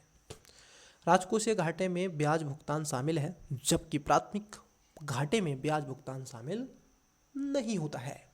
क्या बात है सर। बी में कह रहे हैं राजकोषीय घाटा कुल सरकारी उधारी को संदर्भित करता है, जबकि प्राथमिक केवल राज्य सरकारों के घाटे। सी में कह रहे हैं प्राथमिक घाटे में पूंजीगत व्यय शामिल होता है, जबकि राजकोषीय घाटे में पूंजीगत व्यय शामिल नहीं होता। अरे भाई क्या बकवास कर रहे हो। राजकोषीय घाटे और प्राथमिक घाटे में कोई अंतर ही नहीं होता, दोनों की ही एक ही अवधारणा होती है। इसका आंसर आपको क्या करना है, कमेंट्स करना है, ठीक है। इसका आंसर आपको कमेंट्स करके जरूर बताना है। तो बताइएगा इसका राइट आंसर क्या होगा, बताइएगा इसका करेक्ट आंसर। क्वेश्चन नंबर जो 98 है, इसका राइट आंसर आपको बताना है राजकोषीय घाटे के बारे में। चलिए नेक्स्ट क्वेश्चन आपकी स्क्रीन पर आपको दिख रहा है, देखिए क्वेश्चन है मौद्रिक नीति समिति मतलब कि एमपीसी मॉनेटरी पॉलिसी कमेटी के बारे में। पहला, यह मुद्रास्फीति लक्ष्यों को प्राप्त करने के लिए नीतिगत ब्याज दर निर्धारित करने के लिए भारतीय रिजर्व बैंक अधिनियम 1934 के तहत स्थापित की गई। और इसका एक सेक्शन आता है, आप सभी जानते हैं, जो इसको बोलते हैं आरबीआई एक्ट 1934 का एक सेक्शन है। क्या है 45 ZB।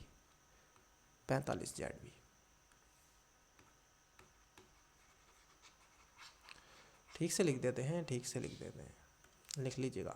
इसका एक सेक्शन है 45 ZB, इसके तहत इसको स्थापित किया जाता है। तो पहला स्टेटमेंट एकदम सही है। इसमें 6 सदस्य होते हैं, 3 सदस्य आरबीआई से और 3 बैंकों से, मतलब कि सरकार से। एमपीसी के में 6 सदस्य होते हैं, जिसमें से 3 सदस्य भारत सरकार द्वारा नियुक्त किए जाते हैं और 3 सदस्य रिजर्व बैंक ऑफ इंडिया मतलब कि आरबीआई से होते हैं, जिसमें आरबीआई गवर्नर अध्यक्ष के रूप में शामिल होते हैं। तीसरे में कह रहे हैं एमपीसी मॉनेटरी पॉलिसी कमेटी के निर्णय बहुमत के लिए लिए जाते हैं तथा बराबर मत होने की तिथि में आरबीआई गवर्नर के पास निर्णायक मताधिकार होता है। बताइएगा इसका राइट आंसर क्या होगा। बहुत ही मैं कहूँगा अच्छे क्वेश्चन में से अच्छा क्वेश्चन है, ये बात भी आपकी सही है। तो यहाँ पर तीनों बातें आपकी सही हो जाएंगी। चलिए आज की क्लास के लास्ट क्वेश्चन की तरफ बढ़ते हैं, देखते हैं क्वेश्चन क्या है। क्वेश्चन है विशेष उल्लेख खाता मतलब कि SMA और गैर निष्पादन परिसंपत्तियां NPA के वर्गीकरण के संबंध में निम्नलिखित युग्मों पर विचार करें। देखो पहला स्टेटमेंट है आपका, यहाँ पर वर्ग दे के रखे हैं और यहाँ पर वर्गीकरण। जैसे आपका जो SMA2 है, अगर हम देखें इसको, मूलधन या ब्याज भुगतान 1 से 30 दिनों के विलंबित रहता है, तो उसकी बात करता है।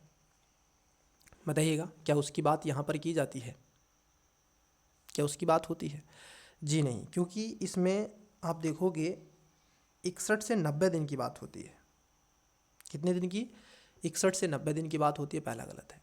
SMA1 इसमें मूलधन या ब्याज भुगतान 31 से जो 60 दिन के विलंबित होता है, तो ये दूसरा वाला आपका सही है, दूसरा वाला एकदम सही है।